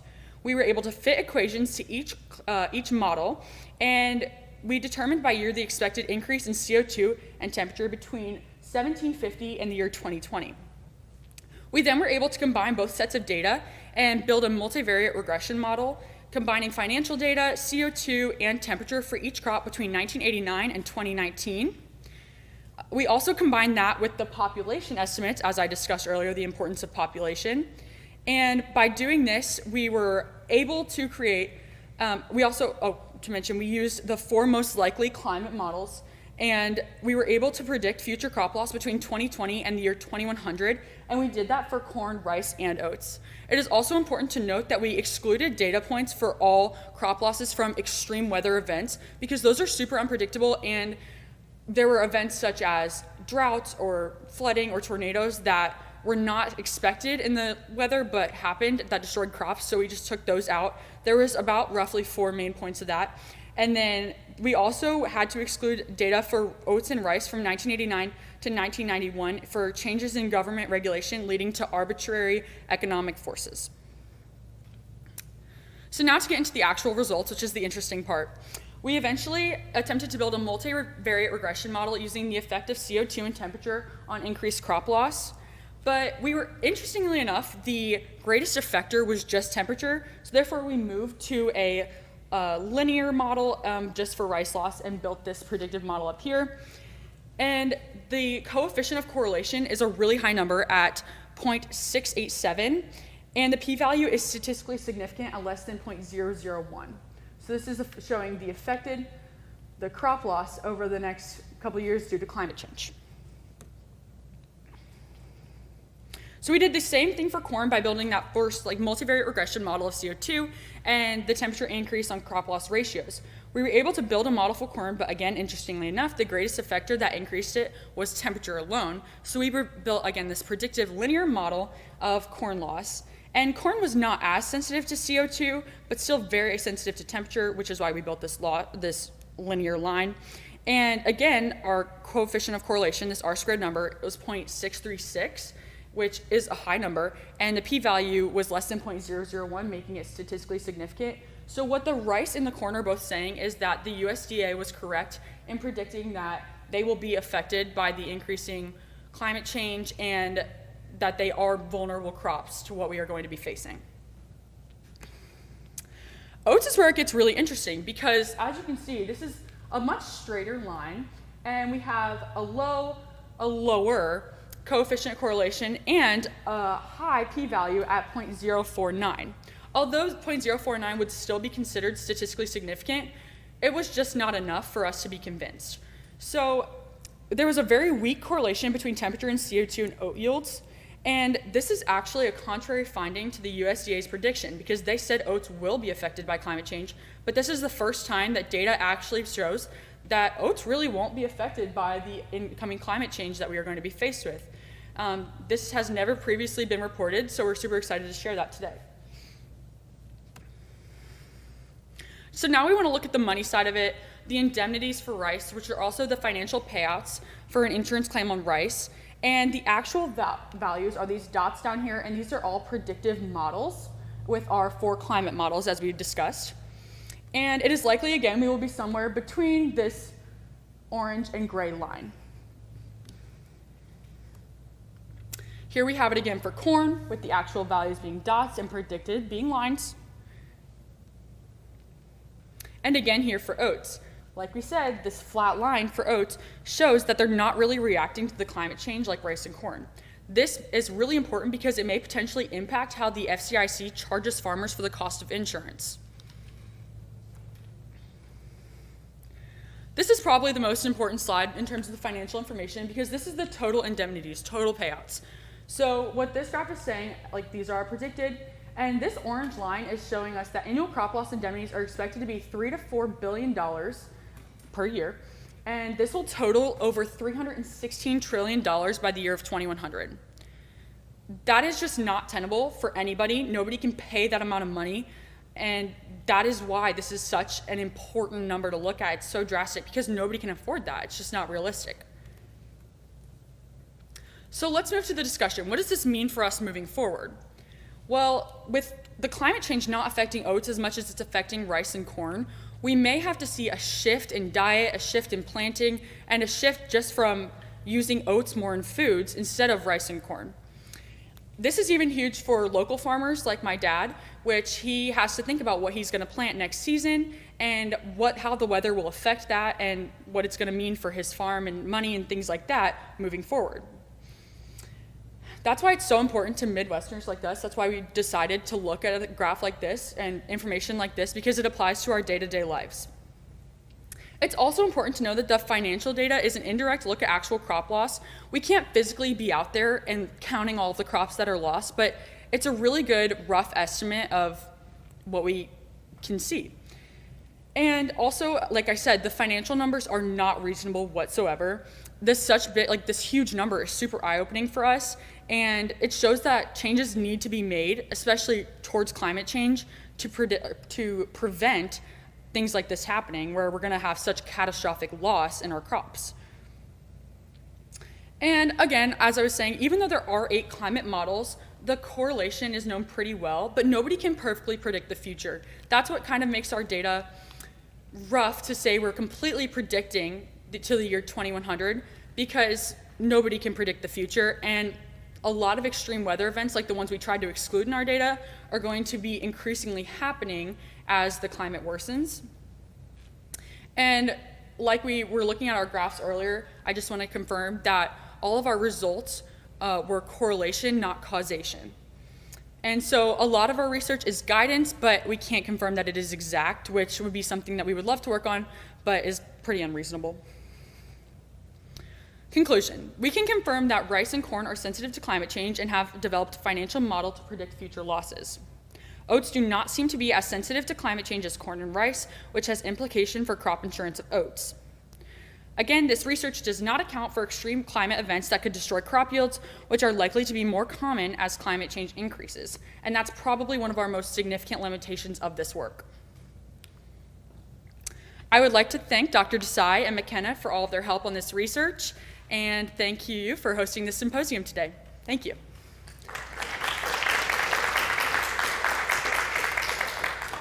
Are there any questions?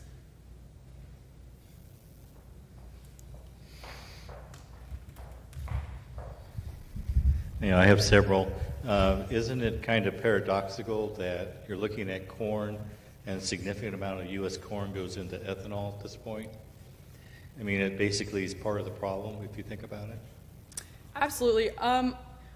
I think that we were looking at this on more of a Midwestern scale than a global scale, and talking about, I mean, farmers are going to keep planting corn, and there's a lot of other issues that we could probably address with this, but we just wanted to look at something that was close to home, and yeah, I mean, that's definitely an interesting thing we would like to look into more. Right. And then you looked at the three different grains.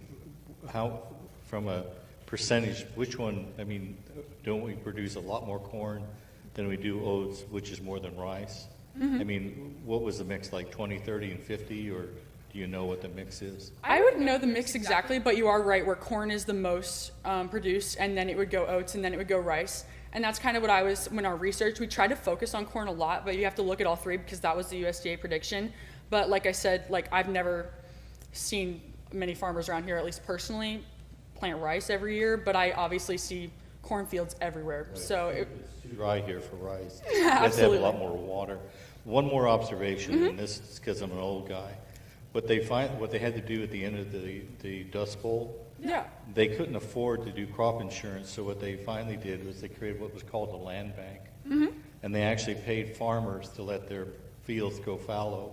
It was enough that the farm families could keep a hold of their land and feed their families, but then they weren't planting, they weren't losing any crops, but they weren't generating anything because that was, the insurance was, that's a way that was cheaper than letting the insured crop have the crop fail and then you had a much larger payout. Mm-hmm. So there are some alternatives to the insurance model that might be of interest in the next 50 years or so. Absolutely, that's really interesting. I actually didn't know that, so thank you for telling me. Are there any other questions?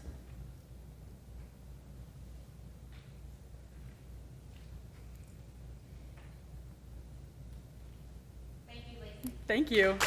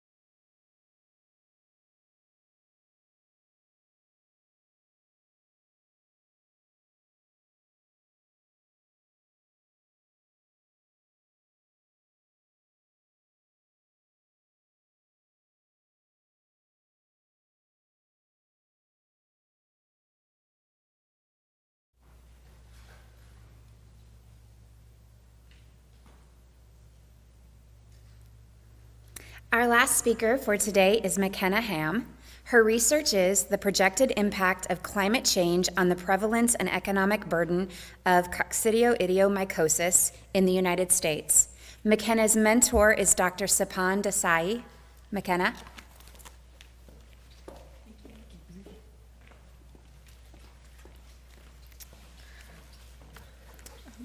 Hello, my name is McKenna Ham, and I'm very excited to be here today to talk to you all about the impact of climate change on the prevalence and economic burden of valley fever. So thank you all for coming. Once again, I have no conflicts of interest within this research. So what is valley fever? Coccidioidiomycosis is a fungal infection that's better known as valley fever due to the region that it's most prevalent in. Seen here, it's most prevalent in the Death Valley area of California and Arizona, because this fungus enjoys the dry, arid regions. However, it's important to note that also seen in this map, valley fever is becoming endemic in states like Washington and Missouri, where it's never been endemic before. Another important note is that the gray states like Texas and Idaho are states that are not mandated to report coccidioidiomycosis, which means that we aren't truly certain of the true prevalence of valley fever. So, valley fever has some pretty vague symptoms. Fever, fatigue, cough. I'm sure every single person in here has experienced those symptoms, and often it's misdiagnosed as simply an upper respiratory infection. However, there are some delays in diagnosis up to 3 years long, which is a very long time to be suffering from a fungal infection. A few of the pictures shown here are secondary infections of the disease, which means that these are not initial symptoms. Another reason why it's so difficult to catch early, because telltale signs like these rashes often indicate there's already a pulmonary infection or blood infection, which makes it even harder to treat. So these delays in diagnosis increase the morbidity of this disease, and roughly 200 people die a year. So once again, we also used climate as an important factor in the spread of this disease. So we used, like Lacey mentioned before me, the Intergovernmental Panel on Climate Change and their AR6 report. This report has 8 different models that are based on different climate factors, and these are what we use to base our estimations and projections on.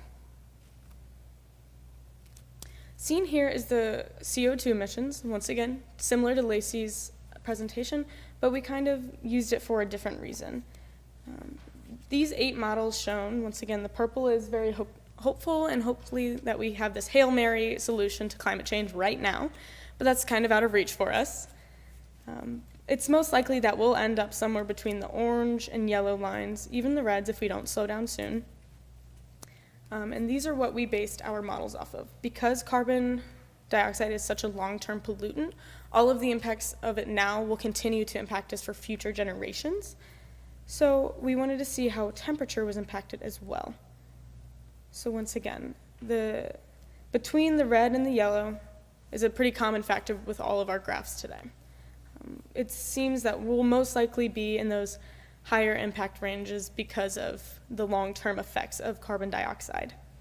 So the IPCC estimates that global temperatures will increase 2 to 3 degrees. And I know that seems very small. Like in a room like this, 2 to 3 degrees doesn't take much energy to increase by 2 to 3. However, the globe is much larger, and that large-scale increase is going to require a ton of energy for just those 2 to 3 degrees. So with that increase in temperature, we'll start to see things like bugs, melting ice, flooding, frequent natural disasters, frequent droughts, or infrequent heavy rains. So this will have devastating impacts on our lifetimes and future lifetimes.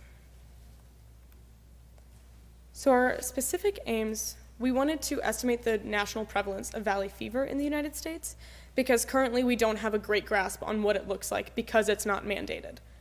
We also wanted to determine the association between rising CO2 levels and climate change to the incidence rate of valley fever, as well as figure out a way to forecast national disease burden and the cost of that disease on the United States. So similarly, here are my methods. We obtained our clinical data from the Departments of the Departments of Public Health in Arizona and California, because those two states have the most detailed and in-depth data of valley fever because it's most prevalent there. And we also used the Center for Disease Control and their data on valley fever. That's where we got our clinical and epidemiological data. Our cost data we got from a large publication by the Agency for Healthcare Research and Quality, in which they use the National Inpatient Sample, which is just a large database for the cost of direct care for different diseases. In this publication, they were discussing valley fever and its costs. And once again, there was no patient information provided from these inpatient samples, as HIPAA is required. So all of the information was just statistical. So I know this is a pretty hectic image, but our disease model has several different factors. So once again, we started off with our clinical and epidemiological data from the CDC and public health departments. And then from there, we applied it to US populations from the United States Census Bureau because we wanted to see, okay, how many does it impact now with our current population and how many will it impact with future populations? So then we wanted to find out our costs. So we took our direct costs from our AHRQ publication, and then we adjusted that to inflation because $1 in 1998 will not get you the same thing that $1 in 2020 will get you. So all of our costs are now adjusted to inflation using a CPI adjustment into 2020 US dollars. And now we apply our population and our clinical data to our cost, and that is how we got our disease model. So from here, we took our disease model and we wanted to make a multivariate regression model to see how carbon dioxide and temperature would impact epidemiology, cases, and projected costs. So from here, and we wanted to predict cases up to the year 2100. So when we ran that multivariate regression model, we found that similarly to Lacey's presentation, temperature was the only significant predictor in the incidence rates of valley fever. Our coefficient of correlation was relatively low. However, in clinical studies, a coefficient of correlation higher than 0.2 is considered statistically significant.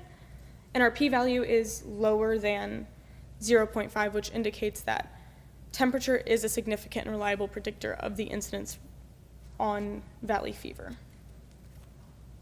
However, this incident does not take into account the impact that drought will have on the incidence rates of valley fever. So we wanted to ensure that we looked at the IPCC estimates, and the climate trends show that roughly 75%, it's estimated that 75% of the United States will be impacted by drought by the year 2100, which is comparatively to roughly 35% now. So as drought increases, we want to apply that to our disease model because that has a large impact on the spread of valley fever. So now we have our comprehensive disease model. We took our linear regression and our disease per capita estimate, and we also applied it with our drought estimates, so how much of the United States will actually be impacted. And then we applied that with our US population estimate to see how many people will be impacted. So then we took this disease model and we applied it retroactively to old data from 1998 to 2019, and we found that our coefficient of correlation was high at 0.569, and our p-value is very low at 0.006, which indicates that this is a reliable and significant model to predict future cases and future incidence rates of valley fever. So here is what our actual predicted incidence looks like. We have several different models based on different climate reports as well, because, I mean, if we do cut down our carbon emissions, it will have an impact on the incidence rates. So we have several other projections that account for different climate reports. But most likely, we will end up between the red and yellow range, which would mean that we would be facing 3 to 4 times as many cases compared to today's number of cases. So we're looking at up to 200,000 cases per year by the year 2100.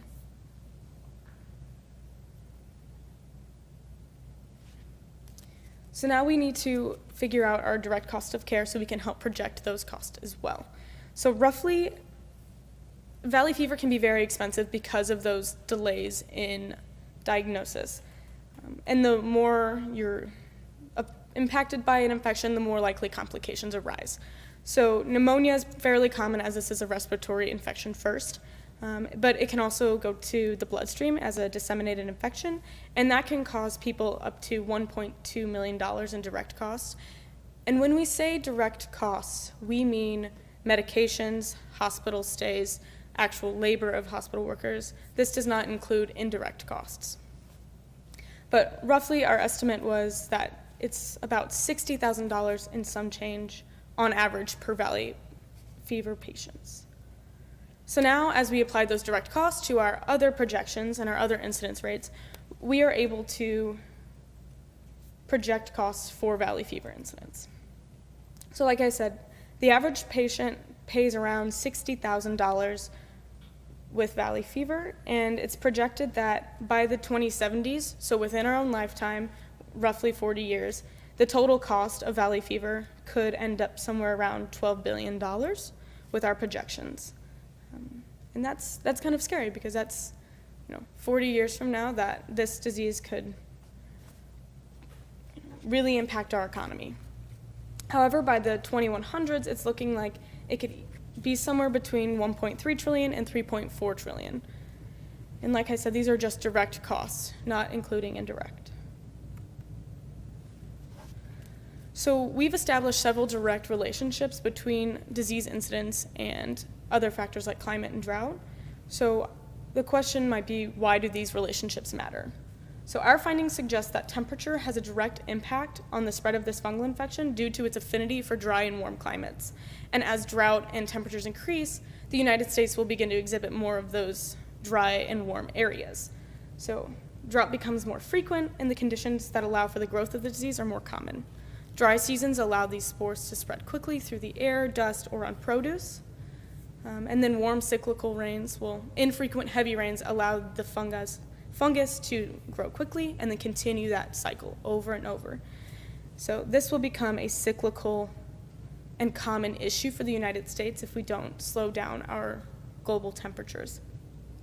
It will not be a temporary spike. It won't be like a cold and flu season. It will be year-round as temperatures increase. And like I said, it's not mandatory and it's often misdiagnosed, so bringing awareness to this disease can help us understand what we're going to be dealing with in the future. So places like Texas that already exhibit those warm, dry climates, it's probably already endemic there. However, because it's not mandated, we have no idea the true prevalence in that state. And many people could already be impacted by it, and they could just be saying, okay, well, it's an upper respiratory infection. It's simply not. Because it's a fungal infection, you can't just throw an antibiotic at it and hope it goes away. It's much more difficult to treat a fungal infection than simply just an upper respiratory infection. And like I said, this is not just a public health issue, but a public wealth issue. As the population increases and more areas around the country are impacted by valley fever, the economic burden could be anywhere between $1.3 trillion to $3.4 trillion in the year 2100. While that seems very far, it's actually very close. And once again, those are simply just direct costs. Now we need to take into account how much loss of work, welfare, unemployment, or days that simply you just can't get out of bed and do anything because you're too tired from being sick all of the time. So each case, there's roughly $400,000 of socioeconomic loss per case. And it's important to note that with proper education on this disease and proper diagnosis, we could decrease a lot of these losses. So in conclusion, as drought and temperature are predicted to increase, the prevalence of coccidiomycosis will have grave impacts on the health and economy of our country. We must improve awareness and outreach surrounding valley fever so we can try and counteract what we've already started. Climate trends acted as a catalyst for this infection, so if we're able to slow down these predictions and hopefully try to prevent some of the damage that we've already done, we can hopefully prevent and reduce some of these predictions that we have today. I would like to thank Lacey Novosel and Dr. Sapan Desai for helping me and guiding me through this research. I would also like to thank Professor Jared Welch, who's also the Director of Public Health in Adams County, for helping me navigate some sites, as well as you all for taking the time to listen. Does anybody have any questions?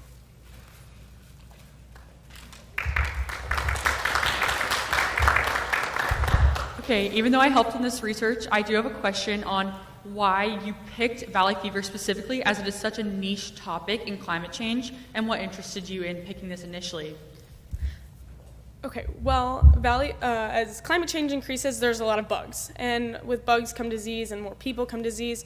So I wanted to pick a disease that isn't talked about. Like, we could have talked about West Nile or malaria or other vector-borne diseases, but I wanted to talk about something that we haven't really seen before. And as a public health major, I thought it might be interesting to explore a different disease than just the common ones with climate change.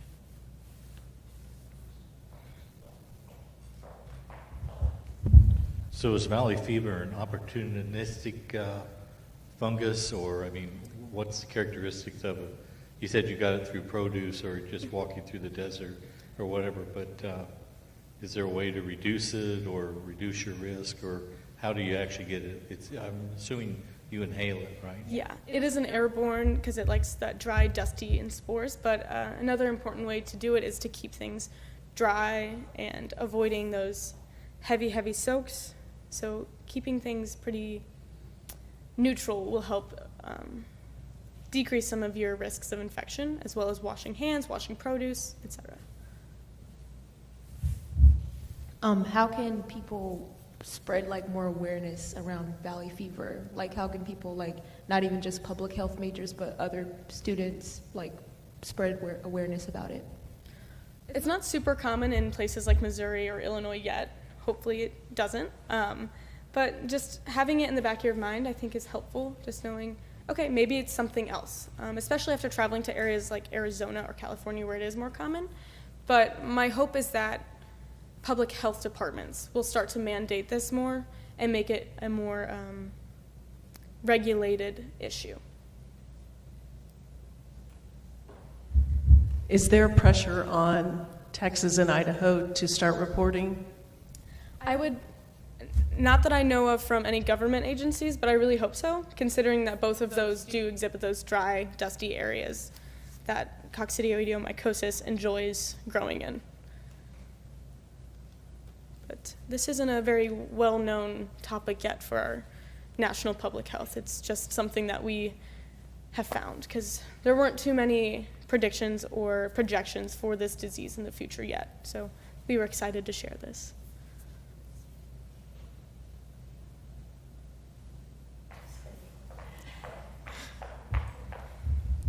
So I just have one question. In general, with fungal infections, most people with a healthy immune system don't exhibit symptoms because they're able to fight off the fungal infections in general. Like, they just don't show any type of symptoms, and even if they do, at most you might get some scar tissue, but that's it. In the case of valley fever, usually when you see fungal infections like this, and you see symptomatic infections, it's from immunocompromised patients and the elderly. And now this type of patient demographic usually has higher health care costs in general. So did that probably have a factor within your data as well? Yes, a lot of those infections and those pneumonia cases specifically were from elderly, the elderly population, because they were mostly impacted. But honestly, I would probably have to look a little bit deeper into our data to truly understand all of the demographics, but most of it was from those immunocompromised. Any other questions? Thank you again. Thank you. All right, this concludes day one of the Academic Symposium for 2024. We appreciate your attendance today, and we want to remind you that we begin again tomorrow morning at 10 a.m., and we hope that you can join us. Have a great day.